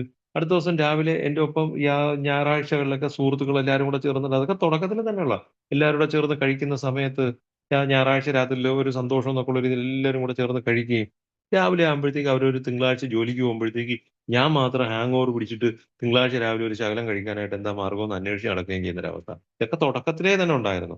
ഞാൻ മാത്രം എന്താ ഇങ്ങനെ ആയിപ്പോയത്? എനിക്ക് മാത്രം എന്താ ഇങ്ങനൊരു പ്രത്യേകത? ബാക്കി ആരും ഇങ്ങനെ അല്ലല്ലോ എന്നുള്ള എന്റെ ഉള്ളിലുള്ള ചിന്തയ്ക്ക് കൃത്യമായ ഒരു ഓപ്പണിംഗ് ആണ് നാലാമത്തെ പടിയിൽ എനിക്ക് കിട്ടിയത്. എന്താ ഞാൻ ഇങ്ങനെ ആയിപ്പോയി? അതിസൂക്ഷ്മതയോടും ഭയം കൂടാതെയും ഞങ്ങളുടെ ധാർമ്മിക നിലവാരത്തെ വിലയിരുത്താൻ എനിക്ക് അവസരം തന്നതാണ്. അപ്പൊ ഞാൻ എന്താ ഇങ്ങനെ ആയിപ്പോയെന്നുള്ളത് എനിക്ക് കണ്ടെത്താൻ അതിനൊരു അവസരം. അവിടെയാണ് ഈ നേരത്തെ പറഞ്ഞ 7 മാരക പാപങ്ങൾ എന്നിലുണ്ടെന്നും അത്തരം കാര്യങ്ങൾ എന്നെ എപ്പോഴും വേട്ടയാടിയിരുന്നെന്നും, അത് വേട്ടയാടൽ എന്നൊക്കെ പറഞ്ഞു കഴിഞ്ഞാൽ അതൊരു നെഗറ്റീവ് ഇതിലായി പോകും. അതിനെയൊക്കെ ഞാൻ ആഘോഷിച്ചിരുന്നു എന്നുള്ളതാണ് സത്യം. ഞാൻ അതിനെ അലങ്കാരമായിട്ട് കൊണ്ടു നടക്കുകയായിരുന്നു ഓരോന്നിനും. നേരത്തെ പറഞ്ഞിടത്തേക്ക് ഈ സഹതാപം പോലും, സിമ്പതി പോലും മര്യാദയ്ക്ക് ചെയ്യാൻ അറിഞ്ഞൂടാ എന്നുള്ള, ആവശ്യമില്ലാത്തിടത്തൊക്കെ പോയി ഈ നമ്മൾ ചെയ്യുന്ന ഒരു മര്യാദയ്ക്ക് നമ്മൾ കൈകാര്യം ചെയ്യേണ്ടതിനേക്കാളും അപ്പുറത്ത് വാഗ്ദാനങ്ങൾ കൊടുത്ത് പിന്നീട് ഇരുന്ന് ആലോചിക്കും, അയ്യോ അതിന്റെ കാര്യം ഇല്ലായിരുന്നല്ലോ. അറിയാൻ വയ്യ. അപ്പോഴത്തെ ആ ഒരു ആവേശത്തിലങ്ങ് ചെയ്തു കളഞ്ഞതാണ്. ദേഷ്യം വരുമ്പോ എന്തും പറയും, ആരോടും പറയും. അത്തരത്തില് എന്തിനോടും ഒരു നിയന്ത്രണം ഇല്ലാതെ പെരുമാറിക്കൊണ്ടിരുന്നത് എന്തുകൊണ്ടാണെന്നൊക്കെ ഉള്ളത് കണ്ടെത്താൻ എനിക്ക് നാലാമത്തെ പടിയില്. ജന്മവാസനകള്. ശരിക്കും ഒരു മനുഷ്യന് ജീവിക്കാൻ അനിവാര്യമായ കാര്യങ്ങളാണ് ജന്മവാസനകള്. അത് എല്ലാവർക്കും ഉള്ളതാണ്. അതൊക്കെ ആൽക്കഹോളിക്സ് അനോണിമസിന്റെ ഉള്ളിൽ വന്നപ്പോഴത്തേക്കാണ് ഇത്ര ഡീറ്റെയിൽ ആയിട്ട് എനിക്ക് മനസ്സിലാക്കാൻ പറ്റിയത്. ബേസിക് ഇൻസ്റ്റിങ്ക്റ്റ്, ജന്മവാസനകള്. ആ ജന്മവാസനകളെ വഴിതിരിച്ചു വിട്ട അല്ലെങ്കിൽ കയറൂരി വിട്ട ഒരവസ്ഥയാണ്. ഒരു സുഖകരമായ ജീവിതത്തിന് നമുക്ക് ഭാവി സുരക്ഷിതമായി കരുതി മുന്നോട്ട് കൊണ്ടുപോകാൻ നമ്മള് എല്ലാ കാര്യങ്ങളും, നമുക്ക് മറ്റു രോഗങ്ങളോടുള്ള ഭയം, അത്തരം കാര്യങ്ങളൊക്കെ നമ്മൾ തിരിച്ചറിഞ്ഞ് ഒരു മിനിമം കാര്യങ്ങൾ നമ്മൾ കൈകാര്യം ചെയ്ത് കൊണ്ടുപോകേണ്ട കാര്യങ്ങളില് അമിതമായിട്ടുള്ള ഉത്കണ്ഠ. ഞാനത് കരുതിയത് എന്റെ കഴിവായിട്ടാണ്. അപ്പൊ നമ്മുടെ പ്രധാനമായിട്ടും 3 ഇൻസ്റ്റിങ്ക്റ്റുകളാണ് നമുക്കുള്ളത്. അത് security instinct, social instinct, sexual instinct. 3 കാര്യങ്ങളാണെന്ന് എനിക്ക് ഇതിനകത്ത് നിന്ന് മനസ്സിലാക്കാൻ പറ്റി. ഇത്തരം കാര്യങ്ങളിലൊക്കെ ഉള്ള എനിക്ക് പറ്റിയ ആ ആ വഴിതിരിഞ്ഞു പോയൊരവസ്ഥ. സെക്യൂരിറ്റി ഇൻസ്റ്റിങ്ക്റ്റിന്റെ കാര്യം തന്നെ എടുക്കുമ്പോ, എന്റെ ഭാവി സുരക്ഷിതമായി കരുതിക്കൊണ്ട് പോകേണ്ടതിന്റെ ഉത്തരവാദിത്തം എനിക്കുണ്ട്. നാളെ എനിക്ക് എന്റെ കാര്യങ്ങൾ എങ്ങനെയായിരിക്കും എന്നുള്ളതിനെ പറ്റി, ഒരു രോഗത്തെ പറ്റിയുള്ള ഒരു ആകാംക്ഷ, ഇത്തരം കാര്യങ്ങൾ ഞാൻ ഒരു നോർമൽ ലെവലിൽ ചിന്തിക്കേണ്ടത് അതിന്റെ അതിന്റെ എക്സ്ട്രീം എൻഡിൽ പോയി ചിന്തിക്കുന്ന ഒരു അവസ്ഥ. അവിടെയാണ് 10 വയസ്സ് പോലും ആകുന്നതിന് മുമ്പ് 5 സെന്റ് സ്ഥലം വാങ്ങണമെന്ന് മനസ്സിൽ എന്റെ ഉള്ളിൽ തോന്നിയ ഒരു ആഗ്രഹം. എനിക്ക് അറിഞ്ഞൂടായിരുന്നു. ഞാൻ കരുതിയത് ആ ജീവിതത്തെ വളരെ സീരിയസ് ആയിട്ട് കാണുന്നതുകൊണ്ടായിരിക്കും. എനിക്ക് അങ്ങനെ ഒരു അനുഭവമുണ്ട്. ഞാൻ 10 വയസ്സാവുന്നതിന് മുമ്പ് തന്നെ എനിക്ക് 5 സെന്റ് സ്ഥലം മേടിച്ച് അതിനകത്ത് വീട് വെക്കണമെന്നൊരു ആഗ്രഹം തോന്നിയ ഒരാളാണ്. സ്കൂളിൽ പഠിക്കുന്ന സമയത്ത്. അത് കൂട്ടായ്മയിലെത്തി നാലാമത്തെ പടിയില് എന്റെ പ്രോഗ്രാമിന്റെ ഭാഗമായിട്ട് ചിന്തിച്ചപ്പോഴത്തേക്കാണ് എന്റെ ആ അതിരുവിട്ട ആ പേടിയായിരുന്നു. എന്റെ ഭാവി സുരക്ഷിതമാക്കാൻ എന്ത് ചെയ്യണം? എങ്ങനെ കൂടുതൽ പണം ഉണ്ടാക്കണം? എങ്ങനെ എന്റെ മക്കളുടെ ഭാവി സുരക്ഷിതമാക്കണം? അവരെ നന്നായിട്ട് പഠിപ്പിക്കണം. അവർക്ക് നല്ല കാര്യങ്ങൾ കൊടുക്കണം. എനിക്ക് സുരക്ഷിതമായി ജീവിക്കണം. അതിനു വേണ്ടിയിട്ട് ഞാൻ കൂടുതൽ പണം സമ്പാദിക്കേണ്ടതുണ്ട്. സെക്യൂരിറ്റി ഇൻസ്റ്റിങ്ക്റ്റിന്റെ ഭാഗമായിട്ടാണ്. അതിനു വേണ്ടിയിട്ട് ഞാൻ ഒരുപാട് പണം, അതുകൊണ്ട് തന്നെ ഞാൻ കൂടുതൽ ജോലി ചെയ്യേണ്ടതുണ്ട്. എന്റെ കയ്യിൽ കിട്ടിയിരിക്കുന്ന ആ കഴിവ് വെച്ചിട്ട് എനിക്ക് ഒരു ജോലി പ്രവർത്തിക്കാനുള്ള ഒരു അവസരം കിട്ടിയിട്ടുണ്ട്. ആ ഒരു പ്രവൃത്തി വെച്ചിട്ട് പരമാവധി പണം ഉണ്ടാക്കുക. എനിക്ക് അതിനപ്പുറത്ത് എങ്ങനെ ഉണ്ടാക്കാൻ പറ്റും? അതായിരുന്നു എന്റെ ചിന്ത. അത്തരത്തിലായിരുന്നു ഞാൻ ജീവിച്ചു പോന്നിരുന്നത്. ഇതിനെയാണ് ഞാൻ വളരെ നേരത്തെ പോളിഷ് ചെയ്ത് പറഞ്ഞിരുന്നത്. ഞാൻ എന്റെ 17 വയസ്സിന് ശേഷം ഞാൻ ആരോടും നിന്നും എന്റെ കുടുംബത്തിൽ നിന്ന് പോലും ഞാൻ പൈസ മേടിച്ചിട്ടില്ല എന്നൊക്കെ പറയുന്നത്. പക്ഷേ ഇത്തരത്തിലുള്ളൊരു ആർത്തി പിടിച്ച പ്രതിഭാസമായിരുന്നു പണത്തിനോട്. അത്തരത്തിലേക്ക് പണം സമ്പാദിക്കാനായിട്ടുള്ള യാത്രയില് മറ്റൊരാൾക്കൊരു ബുദ്ധിമുട്ടൊക്കെ വന്നാലൊന്നും എനിക്കത് വലിയ പ്രശ്നമൊന്നും ആയിരുന്നില്ല. എന്റെ ഒപ്പം ഉള്ള ഒരാളിന് ഒരു ഇച്ചിരി ബുദ്ധിമുട്ടൊക്കെ വന്നാൽ അത് എന്റെ കഴിവാണ്. അല്ലെങ്കിൽ ഞാൻ എന്റെ ആവശ്യത്തിന് വേണ്ടി ചെയ്യുമ്പോൾ അങ്ങനെയൊക്കെ സംഭവിക്കും എന്നുള്ള രീതിയിൽ അതിനെയൊക്കെ ലളിതവൽക്കരിച്ചുകൊണ്ട് മറ്റാരുടെയും പ്രശ്നങ്ങൾ പരിഗണിക്കാതെ എന്റെ ആവശ്യത്തിന് മാത്രം ഞാൻ താല്പര്യം കൊടുത്ത് മുന്നോട്ട് പോകുന്ന ഒരവസ്ഥ, വളരെ സ്വാർത്ഥനായിട്ട് മുന്നോട്ട് പോകുന്ന ഒരവസ്ഥ, അതായിരുന്നു എന്റെ ആ സെക്യൂരിറ്റി ഇൻസ്റ്റിങ്ക്റ്റിന്റെ ഭാഗമായിട്ട് ഞാൻ കണക്കെടുത്തപ്പോൾ എനിക്ക് എന്നെ മനസ്സിലാക്കാൻ പറ്റിയത്. ഇവിടെയാണ് എന്റെ വഴിതിരിഞ്ഞു പോയ ജന്മവാസനകളെന്ന്. അപ്പം മിനിമം നമ്മള് ഇത്തരം കാര്യങ്ങളൊക്കെ എല്ലാരും പുലർത്തേണ്ടതാണ്. ഭാവി സുരക്ഷിതമാക്കാൻ, രോഗത്തെ പറ്റി പഠിക്കാൻ. ആകാംക്ഷയാണ്. മക്കൾ ഇനി എന്താവും? അവരുടെ ഭാവി എന്താവും? അവരെങ്ങനെ 1-ാം ക്ലാസ്സിൽ കൊണ്ട് സ്കൂളിൽ ചേർക്കുമ്പോഴത്തേക്ക് തന്നെ അവരെ 10-ാം ക്ലാസ്സിലെ കാര്യങ്ങളാണ് ഞാൻ ചിന്തിച്ചുകൊണ്ടിരുന്നത്. അത്തരത്തിലുള്ള അവസ്ഥ എപ്പോഴും എന്തിനും എല്ലാം എല്ലാം ഞാൻ അതൊക്കെ ഭയങ്കര ഇതായിട്ട് പറഞ്ഞു. എന്റെ കൂട്ടായ്മയിൽ വന്നു കഴിഞ്ഞപ്പോൾ ഞാൻ ആദ്യം പറഞ്ഞു, "എന്റെ കുട്ടികളെയൊക്കെ ഞാൻ നന്നായിട്ടാ പഠിപ്പിക്കുന്നെ. നല്ല സ്കൂളിൽ വിട്ടാ പഠിപ്പിക്കുന്നെ." ഇതൊക്കെ എന്റെ ആ ഒരു ഭയമായിരുന്നു എന്നുള്ളതാണ്. ഈ സെക്യൂരിറ്റി ഇൻസ്റ്റിങ്ക്റ്റിന്റെ ഭാഗമായിട്ട് എന്റെ ഉള്ളിൽ അടിഞ്ഞുകൂടിയിരുന്ന ഭയമാണ്. ഇവരെന്താവും, എന്താവും, എന്താവും എന്നുള്ളൊരു കാര്യം. ഇതെന്റെ രോഗമായിരുന്നു എന്നുള്ളത് എനിക്ക് തിരിച്ചറിയാൻ പറ്റിയത് ഇവിടെ വെച്ചിട്ടാണ്. ആ സെക്യൂരിറ്റി ഇൻസ്റ്റിങ്ക്റ്റിൽ അങ്ങനെയായിരുന്നെങ്കില് സോഷ്യൽ ഇൻസ്റ്റിങ്ക്റ്റ് എന്ന് പറഞ്ഞ തലത്തിലും സാമൂഹികമായിട്ടുള്ള ആ ഒരു തലത്തിലും ഞാൻ വളരെ പ്രശ്നക്കാരനായിരുന്നു എന്നുള്ളതാണ്. 4 പേര് കൂടുന്നിടത്ത് എന്നെ ഒന്ന് പൊക്കി പറയുക, എന്നെ ഒന്ന് അംഗീകരിപ്പിക്കുക. അത് ഞാൻ പൊക്കി പറയാനായിട്ട് ശ്രമങ്ങളൊന്നും നടത്തണ്ട. അവരാരെങ്കിലും എന്റെ പേരൊന്ന് എടുത്ത് പറഞ്ഞു കഴിഞ്ഞാൽ എനിക്ക് അതിനകത്ത് വല്ലാത്തൊരു തൃപ്തി അടയുന്ന ഒരവസ്ഥ. ഒരുപക്ഷെ എനിക്ക് അത്രത്തോളം കഴിവും പ്രാപ്തിയൊന്നും ഇല്ലെങ്കിൽ പോലും അവിടെയൊക്കെ ഞാൻ അതിനു വേണ്ടിയിട്ട് പിന്നെ എന്തും ചെയ്യുന്ന ഒരവസ്ഥയിലേക്ക് പോയി. അവിടെയാണ് ഞാൻ ഈ നേരത്തെ പറഞ്ഞ കണക്ക് സിമ്പതി പോലും എനിക്ക് മര്യാദയ്ക്ക് പെരുമാറാൻ അറിഞ്ഞുകൂടായിരുന്നു എന്നുള്ള കാര്യത്തെ ഞാൻ തിരിച്ചറിയാൻ പറ്റിയത്.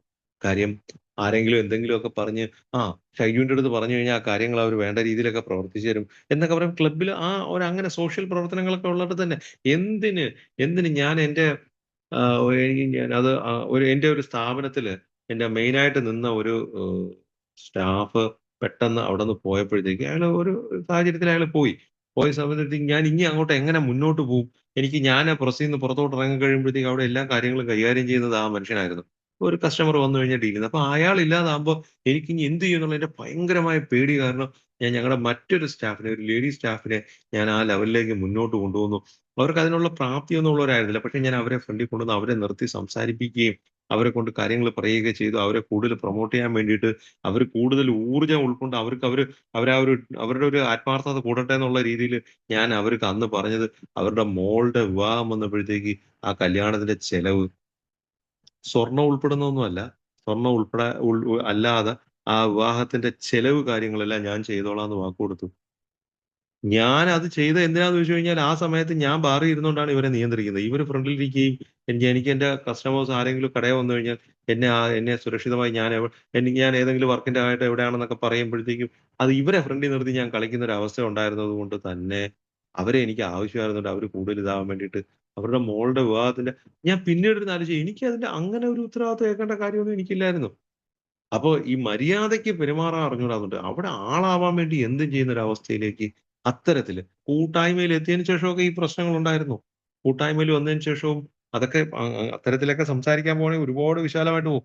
കൂട്ടായ്മയിൽ വന്നതിന് ശേഷം ഷൈജു അങ്ങനെ പറഞ്ഞത് കേട്ടപ്പോഴത്തേക്ക് എനിക്ക് തിരിഞ്ഞു എന്ന് പറഞ്ഞ് ഒരാൾ പറഞ്ഞു കഴിഞ്ഞാൽ പിന്നെ ഞാൻ അവിടെ അവനെയും കൊണ്ടേ നടക്കത്തുള്ളൂ പിന്നെ.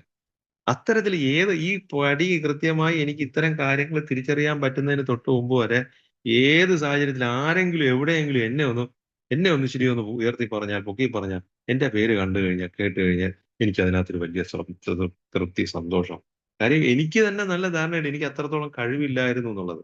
അതുകൊണ്ട് തന്നെ അത്തരത്തില് വഴിതെറ്റിപ്പോയ സണ്ണി ചേട്ടൻ എപ്പോഴും പറയും, വന്യവൽക്കരിക്കപ്പെട്ട ജന്മവാസനകൾ. ഇനി മൂന്നാമതൊരു തലം കൂടെ ഇതിനകത്ത് പറഞ്ഞുതരാം. Sexual instinct. ശരിക്കും മനുഷ്യന്റെ പ്രജനനത്തിന് വേണ്ടിയിട്ട് മനുഷ്യന് ഉള്ള ഒരു വികാരമാണ് ഈ സെക്സ് എന്ന് പറയുന്നത്. തീർച്ചയായിട്ടും അവന്റെ ഭാവി തലമുറ ഇത് കൊണ്ടുപോകാൻ വേണ്ടിയിട്ടുള്ള ഒരു മാർഗമായിട്ട് സെക്സ് അനിവാര്യമായ കാര്യമാണ്. ഫിസിക്കൽ ഇതാണ്. പക്ഷേ ആൽക്കഹോളിക്സ് ആയിട്ടുള്ള എന്നെപ്പോലെ ഒരാളിന് ഈ കാര്യത്തിലും അമിതമായിട്ടുള്ള ആർത്തി വരുന്ന ഒരവസ്ഥ. കൃത്യമായി ഈ 3 കാര്യങ്ങളിൽ നമുക്കൊരു കാര്യം പറയാം. പെർഫോമൻസ് കുറവും ഡിസയർ കൂടുതലും ആയിട്ടുള്ള ഒരവസ്ഥ. അത് സെക്യൂരിറ്റി ആയാലും, സെക്സ് ആയാലും, സോഷ്യൽ ആയാലും അതിനകത്ത് 3-നകത്തും നമുക്കത് കണ്ടെത്താൻ പറ്റും. പെർഫോമൻസ് കുറവായിരിക്കും. പക്ഷേ ഡിസയർ കൂടുതലായിരിക്കും. ആ ഒരു കാര്യം എന്തിനോടും ഒരു ആർത്തി പിടിച്ചൊരവസ്ഥ. എന്ത് കണ്ടു കഴിഞ്ഞാലും അത് എനിക്ക് വേണം, എനിക്ക് ഉണ്ടാകണം. അതിനുവേണ്ടി എനിക്ക് എന്ത് ചെയ്യാൻ പറ്റും? പക്ഷെ ഞാനിത് ഇത്ര ക്ലാരിറ്റിയിലായിരിക്കത്തില്ല എന്റെ ചിന്തകള് പോകുന്നത്. പക്ഷേ എനിക്കും അത് കിട്ടണം. എനിക്ക് അതും കൂടെ കിട്ടിക്കഴിഞ്ഞാൽ കൊള്ളാം. അതുപോലെ തന്നെയാണ് സെക്സിനകത്തുമൊക്കെ നമുക്ക് വല്ലാത്തൊരു അഭിനിവേശം ഉണ്ടായിരുന്നു. ഞാനൊക്കെ എന്റെ ഒരു കാര്യത്തിലൊക്കെ ഒരു 10, 13 വയസ്സൊക്കെ ആയപ്പോഴത്തേക്ക് തന്നെ ഇതിനകത്ത് വല്ലാത്തൊരു കമ്പവും കൗതുകവും ഒക്കെ തോന്നി ആ പ്രായത്തിന്റേതായിട്ടുള്ള സമയത്ത്. എന്റെ ഒപ്പമുള്ള കുട്ടികൾക്കൊന്നും അത്തരത്തിലില്ല. അപ്പൊ ഞാൻ കരുതി എനിക്കെന്തോ പ്രത്യേകത ഉണ്ടെന്നുള്ളതാണ്. എനിക്കെന്തോ ഇക്കാര്യത്തിൽ ഒരു ഇച്ചിരി പ്രത്യേകതയുണ്ട് എന്നുള്ള രീതിയിൽ. അത്തരത്തിൽ അതിന് വേണ്ടിയിട്ടും വഴിവിട്ട രീതിയില് വളരെ മോശമായിട്ടുള്ളൊരു ജീവിത രീതിയൊന്നും നയിക്കണമെന്നൊന്നും ഇല്ലെങ്കിൽ കൂടിയും, പക്ഷെ ഇത്തരം കാര്യങ്ങളിലേക്ക് നമുക്കൊരു പ്രത്യേക താല്പര്യം ഉണ്ടാവുന്നത്. അതുമൊക്കെ പിന്നീട് ഈ കൂട്ടായ്മയിൽ വന്ന് വളരെ നാളുകൾക്ക് ശേഷം ഈ പ്രോഗ്രാം കൃത്യമായി ഉൾക്കൊണ്ടതിന് ശേഷമാണ് എന്റെ ഇത്തരം വൈകല്യങ്ങൾ ആരോടെങ്കിലുമൊക്കെ നമുക്കൊരു സംസാരിക്കാൻ ഒരു അവസരം കിട്ടിയാൽ പോലും നമ്മൾ സംസാരിച്ച് കൂടുതൽ കടുകേറി പോകുന്നൊരവസ്ഥ. നമ്മൾ ഒരാളിനെ എവിടെ നിർത്തണം, എങ്ങനെ നിർത്തണം എന്ന് അറിയാൻ വയ്യാത്തൊരവസ്ഥ. സ്ത്രീകളോടാണെങ്കിൽ പോലും. അപ്പൊ അത്തരത്തിൽ ഒരുപാട് കാര്യങ്ങൾ ഇത് തിരിച്ചറിയാൻ കുറച്ച് തോനെ സമയം വേണ്ടി വന്നു എന്നുള്ളതാണ്. ഇഴകീറി പരിശോധിക്കാനായിട്ടാണ് എന്റെ ധാർമ്മിക നിലവാരത്തെ വിലയിരുത്താൻ പറഞ്ഞപ്പോ, ഇഴകീറി പരിശോധിക്കാനുള്ള അവസരമാണ് ഈ ഓരോന്നിനകത്തും കിട്ടിയത്. ഓരോ കാര്യങ്ങൾ നോക്കുമ്പോഴത്തേക്കും എന്തുകൊണ്ടാണ് ആ 2 പേര് ചേർന്ന് ഒരു വർക്ക് ചെയ്തപ്പോഴത്തേക്ക് അതിനകത്ത് മറ്റവനെ ഒന്ന് എന്റെ ഭാഷയിൽ പറയുകയാണെങ്കിൽ അവനൊരു ചെറുതായിട്ട് അവനെ ഒന്ന് ഒതുക്കി നിർത്തിക്കൊണ്ട് കൂടുതൽ പങ്ക് ഞാൻ പറ്റാൻ ശ്രമിച്ചത് എന്തുകൊണ്ടാണെന്നുള്ള.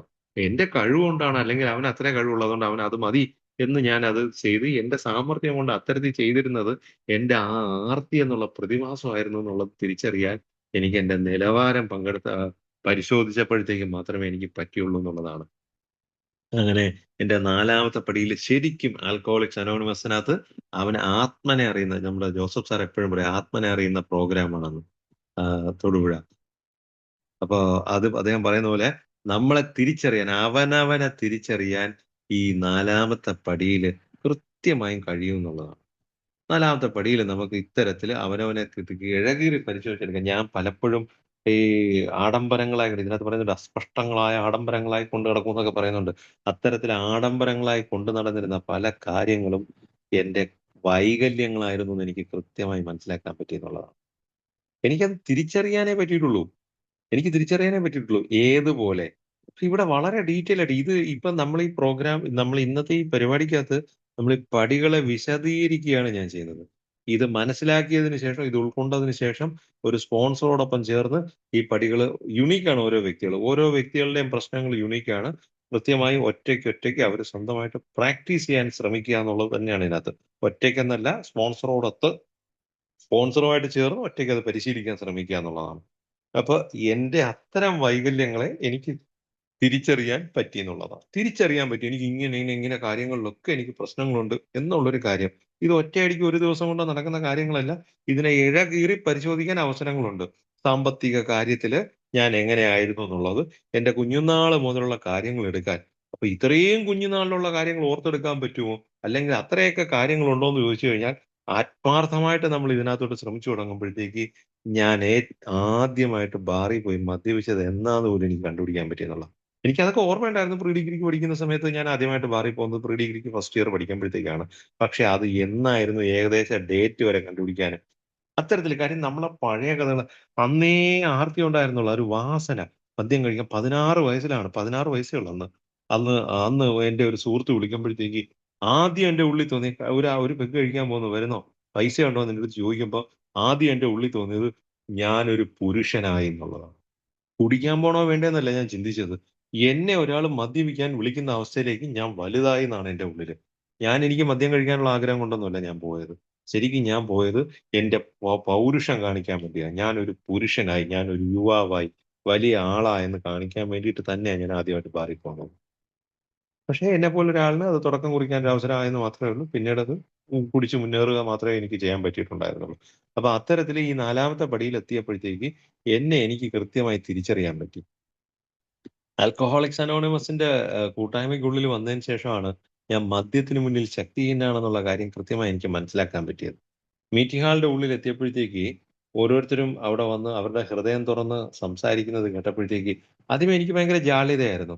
എനിക്ക് ഇത്തരത്തിലൊന്നും തുറന്ന് സംസാരിക്കാനൊന്നും പറ്റില്ലായിരുന്നു. ഞാൻ ആദ്യം 1, 2 ദിവസമൊക്കെ ആദ്യത്തെ ഒരാഴ്ച കഴിഞ്ഞ് ഇങ്ങനെ സംസാരിച്ചു തുടങ്ങുമ്പോൾ ഞാനൊരു മറ പിടിച്ചുകൊണ്ട് തന്നെയായിരുന്നു സംസാരിച്ചിരുന്നത്. ഞാൻ എന്റെ യഥാർത്ഥ രൂപം, എന്റെ യഥാർത്ഥ പ്രശ്നങ്ങളൊന്നും ഞാൻ അവിടെ പറഞ്ഞില്ല. എനിക്ക് വലിയ പരിക്കുകളൊന്നുമില്ല. ഞാനൊരു ഇച്ചിരി പ്രശ്നമുണ്ടെന്നുള്ള രീതിയിൽ ഞാനൊരു മറ പിടിച്ചുകൊണ്ട് തന്നെയായിരുന്നു ഞാൻ സംസാരിച്ചിരുന്നതെങ്കില് പിന്നീട് ആ മീറ്റിംഗ് ഹാളിൽ സംസാരിക്കുന്ന കാര്യങ്ങൾ പുറത്തു പോകുന്നില്ലാന്നും, അത് അവരുടെ അനുഭവതകൾ എനിക്ക് വളരെ സുരക്ഷിതമായ ഒരു സ്ഥാനം അവിടെ തരുന്നുണ്ടെന്ന് എന്റെ പേരോ അഡ്രസ്സോ ഒന്നും എഴുതിയെടുക്കുന്നില്ല. അവിടെ പറയുന്ന കാര്യങ്ങൾ അവിടെ തീരുന്നു. അതിനുശേഷം പുറത്തിറങ്ങി കഴിഞ്ഞാലുള്ള സംസാരത്തിലോ ആ ചായ കുടിച്ച് നിൽക്കുന്ന ആ സ്വകാര്യ സംഭാഷണങ്ങളിലൊന്നും മീറ്റിംഗ് ഹാളിന്റെ ഉള്ളിൽ പറഞ്ഞ കാര്യങ്ങളൊന്നും ആരും ചർച്ച ചെയ്യുന്നില്ല എന്നൊക്കെ ഉള്ള ഒരു ഉറപ്പ് എനിക്ക് കിട്ടിയപ്പോ അറിയാതെ അറിയാതെ ഞാൻ മീറ്റിംഗ് ഹാളിൽ ഇരുന്നുകൊണ്ട് ഓരോരുത്തരും പറഞ്ഞപ്പോ ഞാനും കൈവക്കി ഞാനും ഇങ്ങനെയാണെന്ന്. പിന്നീട് എനിക്കൊരു അവസരം കിട്ടിയപ്പോൾ ഞാനും ചെന്ന് തുറന്നു പറയാൻ തയ്യാറായെന്നുള്ളതാണ്. എന്റെ മദ്യപാന കാലഘട്ടത്തിൽ ഉണ്ടായിരുന്ന എന്റെ പ്രശ്നങ്ങളും കൂട്ടായ്മയിൽ വന്നതിന് ശേഷം എനിക്ക് സംഭവിച്ചുകൊണ്ടിരിക്കുന്ന മാറ്റമൊക്കെ ഞാൻ തുറന്നു പറയാൻ തുടങ്ങി എന്നുള്ളതാണ്. അങ്ങനെ ഹൃദയം തുറന്ന് സംസാരിക്കാൻ അത് കുറച്ച് സമയമൊക്കെ എടുത്തു. എന്നാലും അത്തരത്തിലൊരു നല്ലൊരു ഷെയറിങ് എന്റെ ഒരു അനുഭവം ഒരു സുഹൃത്ത് ഒരു മീറ്റിംഗിൽ ഒരു അനുഭവം പറഞ്ഞപ്പോ അതേപോലുള്ളൊരു അനുഭവം എനിക്കും ഉണ്ടായിരുന്നെന്ന് ഓർത്തെടുത്ത് അവിടെ ചെന്ന് അത്രയും കാര്യങ്ങൾ പറഞ്ഞിട്ട് തിരിച്ചു വന്ന് മീറ്റിംഗിൽ ഇരുന്നപ്പോ എന്റെ ഉള്ളിൽ ഞാൻ അനുഭവിച്ചൊരു സ്വാതന്ത്ര്യമുണ്ട്. എന്തോ ഒരു വലിയ കാര്യം കാറ്റ് കുത്തിവിട്ടതുപോലൊരു പോക്ക്. ആ ഒരു അനുഭവം മറ്റൊരാളിനോട്, ഒരു സമൂഹത്തോട്, ഒരു കൂട്ടായ്മയ്ക്കകത്ത് കുറച്ച് ആൾക്കാരോട് പോയി തുറന്നു പറയാൻ പറ്റിയപ്പോ എനിക്ക് അനുഭവിക്കാൻ പറ്റിയ സ്വാതന്ത്ര്യം. അതെനിക്ക് നേരത്തെ മനസ്സിലാക്കാൻ പറ്റിയിട്ടുണ്ടായിരുന്നു. അവിടെയാണ് ആൽക്കഹോളിക്സ് അനോണിമസിനകത്തെത്തി 4-മത്തെ പടിയില് എന്റെ പല വൈകല്യങ്ങളും എനിക്ക് കൃത്യമായി മനസ്സിലാക്കാൻ പറ്റിയത്. ഞാൻ ആദ്യമായിട്ട് അംഗീകരിക്കുന്നത് എനിക്ക് ഇങ്ങനൊരു പ്രശ്നമുണ്ടെന്നും, എനിക്ക് പണത്തിനോട് ആർത്തിയുണ്ട് എന്നുള്ള കാര്യം ഞാൻ ആദ്യമായിട്ട് തിരിച്ചറിയുന്നത് ആൽക്കഹോളിക്സ് അനോണിമസിനകത്ത് വന്ന് 4-മത്തെ പടി ചെയ്തപ്പോഴാ. എനിക്കൊരു അല്പം സെക്ഷൽ കാര്യങ്ങളിൽ താല്പര്യക്കൂടുതലുള്ള ഒരാളാണ്. എന്നെ ആരെങ്കിലുമൊക്കെ 2 വാക്ക് പറഞ്ഞ് പുകഴ്ത്തി കഴിഞ്ഞാൽ ഞാൻ അതിനകത്തൊക്കെ വീണു പോകുന്ന ഒരാളാണ്. ഇത്തരം കാര്യങ്ങൾ ഇതൊക്കെ എനിക്ക് പുതിയ അറിവായിരുന്നു. ഞാൻ കരുതിയിരുന്നത് എനിക്ക് കഴിവുള്ളതുകൊണ്ടാണ് അവരെല്ലാം എന്നെ അങ്ങനെ പറയുന്നതെന്നായിരുന്നു. എനിക്ക് കഴിവും സാമർത്ഥ്യവും ഉള്ളതുകൊണ്ടാണ് ഞാനിങ്ങനെ പണം സമ്പാദിക്കാനായിട്ടും പല ടെക്നിക്കുകളും, പല മാർഗ്ഗങ്ങളും വേണമെങ്കിൽ ഒരല്പം വഴിവിട്ട മാർഗ്ഗവും ഒക്കെ ചിന്തിക്കാമെന്ന് ഞാൻ കരുതിയിരുന്നത് എന്റെ കഴിവും സാമർത്ഥ്യവും കൊണ്ടാണെന്നാണ് ഞാൻ കരുതിയിരുന്നിടത്ത് ആൽക്കഹോളിക്സ് അനോണിമസിന്റെ 4-മത്തെ പടിയിലെത്തിയപ്പോഴത്തേക്കാണ് അതങ്ങനെയല്ല. അത് എന്റെ കുറവാണെന്നുള്ള കാര്യം ഞാൻ തിരിച്ചറിയാൻ പറ്റിയത്. അത്തരത്തിലുള്ള എന്റെ വൈകല്യങ്ങളാണ്. അത് ഞാൻ അംഗീകരിച്ചു എന്നുള്ളതാ. ആദ്യമായിട്ട് ജീവിതത്തിൽ ആദ്യമായിട്ടാണ് അതെന്റെ ന്യൂനതയാണ് എന്നുള്ള കാര്യം ഞാൻ അംഗീകരിക്കുന്നു എന്നുള്ളതാണ്. 5-മത്തെ പടിയിൽ അവിടെ കൃത്യമായി പറയുന്നത് അതാണ്. 5-മത്തെ പടിയില് ഞങ്ങളുടെ തെറ്റുകള് ഞങ്ങളുടെ തെറ്റുകള് സ്വന്തമായിട്ട് അംഗീകരിച്ചു എന്നുള്ളതാണ്. അന്ന് വരെ എനിക്ക് അറിഞ്ഞൂടായിരുന്നു അത്. അന്ന് വരെ എനിക്ക് അറിയത്തില്ലായിരുന്നു അതെന്റെ കുറവായിരുന്നു എന്നുള്ളത്. ഞാൻ ആൽക്കഹോളിക്സ് അനോണിമസിനകത്ത് വന്ന് എനിക്ക് മറ്റൊരു ഗതിയില്ലാതെ ഞാൻ നേരത്തെ പറഞ്ഞതുപോലെ ഒരു ചുവടും കൂടെ അങ്ങോട്ട് മുന്നോട്ട് വെക്കാൻ എനിക്ക് നിവർത്തിയില്ല. അത്രയും പെട്ട് കഴിഞ്ഞപ്പോഴാണ് ഞാൻ കൂട്ടായ്മയിൽ വന്നത്. പക്ഷെ അവിടെ വന്നതിന് ശേഷം പതുക്കെ 1ഉം 2ഉം 3ഉം 4ഉം പടികളിലെത്തിയപ്പോ ഈ 4-മത്തെ പടിയിൽ വെച്ചിട്ടാണ് എനിക്ക് എന്റെ ഇത്തരം കാര്യങ്ങളുണ്ട്, എനിക്ക് കുറവുകളുണ്ട് എന്നുള്ള കാര്യത്തെ ഞാൻ സ്വന്തമായിട്ട് അംഗീകരിക്കുന്നു എന്നുള്ളതാണ്. അതേ സുഖം തന്നെയായിരുന്നു ഞാൻ കണ്ടെത്തിയ സ്പോൺസറോടും. ഞാൻ സ്വന്തമായിട്ട് അംഗീകരിക്കുമ്പോൾ സ്വാഭാവികമായിട്ടും ദൈവത്തോടും ഞാനത് തുറന്നു പറയുന്ന ഒരു അവസ്ഥ. കാര്യം കൂട്ടായ്മയിൽ എത്തിക്കഴിഞ്ഞപ്പോ ക്ലാരിറ്റി ഉള്ള ഒരു പിക്ചർ എനിക്ക് കിട്ടി എന്നുള്ളതാണ് ദൈവത്തിന്റെ കാര്യത്തില്. ഞാനും ആ വലിയ ശക്തിയൊക്കെ മനസ്സിലാക്കാനും തിരിച്ചറിയാനും വ്യക്തതയൊന്നും വന്നിട്ടില്ല. എങ്ങനെ വിട്ടുകൊടുക്കണമെന്ന് അറിഞ്ഞൂടാ. വിട്ടുകൊടുക്കാൻ തീരുമാനമെടുത്തെന്നുള്ള 3-മത്തെ പടിയിൽ പറഞ്ഞിട്ടുണ്ടെങ്കിലും എനിക്ക് വിട്ടുകൊടുക്കാൻ അറിഞ്ഞൂടാ. അത് ഞാൻ ഇതിന്റെ അങ്ങോട്ട് പോകാൻ നമുക്ക് സംസാരിക്കാവുന്നതുകൊണ്ടാണ് പിന്നെ അതിൽ ഡീറ്റെയിൽ ആയിട്ട് പോകാഞ്ഞത്. കുടി നിർത്തണമെന്ന് പലരും പറഞ്ഞപ്പോഴും എങ്ങനെ നിർത്തണമെന്ന് അറിഞ്ഞൂടാതിരുന്നിടത്താണ് ആൽക്കഹോളിക്സ് അനോണിമസിന്റെ മീറ്റിംഗ് ഹാളിൽ വന്നപ്പോഴത്തേക്ക് ഇന്നൊരു ദിവസത്തേക്ക് ഒന്ന് നിർത്തിക്കൂടായോ അനിയാ എന്ന് ചോദിച്ചപ്പോ ഇതാണ് എളുപ്പമാർഗ്ഗം എന്ന് മനസ്സിലാക്കി നിർത്താൻ പറ്റിയതെങ്കിൽ അതുപോലെ തന്നെ വിട്ടുകൊടുക്കുന്ന കാര്യം എനിക്ക് ഈ പറയുന്ന 5-മത്തെ പടിയിലൊക്കെ എത്തുമ്പോഴത്തേക്ക് എനിക്ക് വിട്ടുകൊടുക്കാനൊന്നും എനിക്കറിയില്ല. പക്ഷെ എന്തായാലും ദൈവത്തോട് ഏറ്റുപറയാൻ പറ്റി. എനിക്കും അബദ്ധം പറ്റി. എനിക്കും ഇങ്ങനെയുള്ള പ്രശ്നങ്ങളുണ്ട്. സ്വന്തമായിട്ട് ഞാൻ അംഗീകരിക്കുന്നതിനോടൊപ്പം ഞാൻ ദൈവത്തോട് ഏറ്റുപറഞ്ഞു എന്നുള്ളതാണ്. ഞാൻ സമ്മതിക്കുന്നു ദൈവമേ എനിക്ക് ഇങ്ങനെയുള്ള പ്രശ്നങ്ങളുണ്ടെന്ന്. അവിടം കൊണ്ട് തീർന്നില്ല എന്നുള്ളതാണ്. ഞാനത് മറ്റൊരു വ്യക്തിയോട് ഞാൻ എന്റെ മാർഗനിർദ്ദേശത്തിനായിട്ട് ഞാൻ എന്റെ ഒപ്പം ചേർത്ത അല്ലെങ്കിൽ ഞാൻ കൂടെ ചേർന്ന ആ സ്പോൺസറോട് ഞാനത് പറയാൻ തയ്യാറായെന്നുള്ളതാണ്. അത് ഈ ഒരൊറ്റ വാക്കി പറയുന്ന കണക്ക് നടക്കത്തില്ല. വളരെ പ്രശ്നങ്ങളായിരുന്നു. ഞാൻ എല്ലാ കാര്യമൊന്നും പറഞ്ഞില്ല. ഞാൻ എല്ലാ കാര്യവും പറഞ്ഞില്ല. എനിക്ക് പറയാൻ പറ്റത്തില്ല. ഞാനത് പറഞ്ഞില്ല. പക്ഷേ പിന്നീട് പിന്നീട് അപ്പൊ ഇത് എഴുതുന്ന സമയം ഇതൊക്കെ എഴുതാനൊക്കെ പറഞ്ഞപ്പോഴത്തേക്ക് എന്നെയും എന്റെ സ്പോൺസർ എന്നോട് പറഞ്ഞു. ഒരു മെയിൻ സ്ട്രീമിൽ എഴുതുന്ന സാധനത്തിനകത്ത് എഴുതാൻ പറ്റാത്ത എന്തെങ്കിലും ഉണ്ടെങ്കിൽ അഡീഷണൽ ഒരു പേപ്പറിലോട്ടൊക്കെ എഴുതിക്കുന്നു. അതൊക്കെ എന്തിനാണ് എഴുതിയെന്നോ എന്താണെന്നോ അതൊന്നും എനിക്ക് അറിഞ്ഞൂടാ. അത് ആ സമയത്ത് ഓർമ്മ വരാത്ത പല കാര്യങ്ങളും ഉണ്ടായിരുന്നു. അന്ന് പ്രോഗ്രാം എന്നുള്ള രീതിയിൽ ഞാൻ ചെയ്യുമ്പോൾ പോലും എന്റെ ഓർമ്മയിൽ കടന്നു വരാത്ത പല കാര്യങ്ങളും പിന്നീടും ഓർമ്മ വന്നിട്ടുണ്ട്. അത്തരം കാര്യങ്ങള് 100% ഞാൻ എന്റെ സ്പോൺസറോട് തുറന്നു പറഞ്ഞിട്ടുണ്ടെന്നൊന്നും ഞാൻ പറയുന്നുമില്ല. പക്ഷെ കാര്യം അത് പിന്നീട് ഓർമ്മ വന്ന പല കാര്യങ്ങളും എന്നിലുണ്ട്. പക്ഷേ അന്ന് ഓർമ്മ വന്ന കാര്യങ്ങള് ഞാൻ കുറെയൊക്കെ അദ്ദേഹത്തോട് തുറന്നു പറഞ്ഞു എന്നുള്ളതാണ്. അപ്പൊ എനിക്ക് കിട്ടിയ സ്വാതന്ത്ര്യം ഞാൻ ആദ്യമായിട്ട് മീറ്റിംഗ് ഹാളിൽ പോയി ഷെയർ ചെയ്തിട്ട് വന്ന ആ കസേരയിൽ പിടിച്ചിരുന്നപ്പോൾ ഉള്ള ഒരു സ്വാതന്ത്ര്യമായിരുന്നു അതിന്റെ 10 മടങ്ങായിരുന്നു. ഞാൻ എന്റെ ഹൃദയം തോന്നി എനിക്ക് ഇങ്ങനെയായിരുന്നു ഞാനും ഇങ്ങനെ. കാര്യം മദ്യപിച്ചിരുന്ന കാലയളവിൽ ആരെങ്കിലും എന്റെ കുടിയെ പറ്റി പറഞ്ഞാൽ അതൊരു കുഴപ്പമില്ല. ഇന്നലെ രാത്രി അവസാനം അവിടെ കയറി കഴിച്ചതാണ് ആകെ കുഴപ്പമായത്. ഇല്ലായിരുന്നു ഞാൻ മര്യാദയ്ക്ക് അങ്ങ് വീട്ടിൽ പോയേനെ. ആ സാധനത്തിനകത്ത് അവിടെ എന്തോ അവന്മാരുടെ കൂടെ കൂടിയത് കൊണ്ടാണ് അധികം 2 പെഗ് കഴിച്ചത്. ഇങ്ങനെ എപ്പോഴും മുടന്ന ന്യായങ്ങൾ പറഞ്ഞ് എന്റെ കുടിയെ ന്യായീകരിച്ച് പൊയ്ക്കൊണ്ടിരുന്നിടത്താണ് ഞാൻ മീറ്റിംഗ് ഹാളിന്റെ ഉള്ളിൽ വന്നിട്ട് പറഞ്ഞു എനിക്ക് പറ്റത്തില്ല. ഞാൻ ഒരു 2 പെഗ് കഴിക്കാന്ന് പറഞ്ഞുകൊണ്ടാ പോയത്. പക്ഷെ അവിടെ ചെന്ന് കഴിഞ്ഞപ്പോ എന്നെ കൊണ്ട് പറ്റുന്നില്ല. ഞാൻ അറിയാതെ വീണ്ടും വീണ്ടും കഴിച്ചു പോയതാ. അതുകൊണ്ടാണ് എനിക്ക് അങ്ങനെ അബദ്ധം പറ്റിയത്. അല്ലെങ്കിൽ അങ്ങനെ ഒരു സാഹചര്യത്തിൽ ഞാൻ പെട്ടുപോയതെന്നൊക്കെ മീറ്റിംഗ് ഹാളിൽ തുറന്നു പറയാൻ പറ്റുമ്പോ എനിക്ക് കിട്ടിയ ഒരു സ്വാതന്ത്ര്യമുണ്ട്. അതേ സ്വാതന്ത്ര്യം അല്ലെങ്കിൽ അതിനേക്കാളും 10 മടങ്ങ് സ്വാതന്ത്ര്യമാണ് ഞാൻ 5ാമത്തെ പടിയില് എന്റെ കുറവുകള് ഞാൻ മനസ്സിലാക്കി എന്റെ ന്യൂനതകള് വളരെ പോളിഷ്ഡ് ആയിട്ടുള്ള വാക്ക് കുറവുകള് ന്യൂനതകള്. പക്ഷേ അതിന്റെ ആ വികൃതമായ അവസ്ഥ എത്ര സഭ്യമായ വാക്കുകൾ കൊണ്ട് നമ്മൾ അതിനെ മൂടി വെച്ചാലും ഞാൻ കാട്ടിക്കൂട്ടിയ ഓരോരുത്തർക്കും അവരവർക്ക് അവസരമുണ്ട്. നമ്മൾ മറ്റൊരാൾ അറിയാതെ എന്തൊക്കെ ചെയ്തിട്ടുണ്ട്. ഇതെല്ലാം എല്ലാ മനുഷ്യരിലും ഉള്ള സ്വഭാവമാണിത്. മറ്റാരും അറിയുന്നില്ലെങ്കിൽ പിന്നെ കുഴപ്പമില്ല എന്നുള്ള രീതിയിൽ പെരുമാറുന്ന കാര്യങ്ങൾ എല്ലാവരുടെയും ജീവിതത്തിലുള്ളതാണ്. പക്ഷേ ആൽക്കഹോളിക് ആയിട്ടുള്ള എനിക്ക് ആ കാര്യത്തിൽ ഒരല്പം കൂടുതലാണെന്നുള്ള കാര്യം ആൽക്കഹോളിക് ആയിട്ടുള്ള എനിക്ക് ഇത്തരം കാര്യങ്ങൾ ഒരു അല്പം കൂടുതലാണ്, ഒരു പടിയും കൂടെ കൂടുതലാണ് എന്നുള്ള രീതിയിൽ മറ്റൊരാളെയും പരിഗണിക്കാതെ മദ്യപിച്ചിരുന്ന കാലയളവിലുള്ള പ്രശ്നം അതായിരുന്നു. എന്റെ ഒപ്പം ജീവിക്കുന്നവരെ ഞാൻ ഒരിക്കലും പരിഗണിച്ചിരുന്നില്ല. സ്വാർത്ഥത മാത്രം, എനിക്ക് മാത്രം. ആ പ്രൈം സർക്കിളിൽ എന്റെ ഭാര്യ പോലും ഇല്ലായിരുന്നു എന്നുള്ളതാണ്. അവരെ പോലും എന്റെ മദ്യപാനത്തിന് വേണ്ടി ഞാൻ ഉപയോഗിച്ചിരുന്നു എന്നുള്ളതാണ്. എന്റെ മക്കളെയും അവരെയൊക്കെ എന്ന് പറയുമ്പോഴത്തേക്കും എനിക്ക് കഴിക്കണമെന്ന് തോന്നിക്കഴിഞ്ഞാൽ അവരെയും വിളിച്ചോണ്ട് വാ ഫുഡ് കഴിക്കാൻ പോകും. നിസ്സാരമായ കാര്യങ്ങളാണ്. അത്തരത്തില് എന്ത് കാര്യം എവിടെ എങ്ങോട്ട് തിരിഞ്ഞാലും എന്റെ കാര്യത്തിനായിരിക്കും പ്രയോറിറ്റി.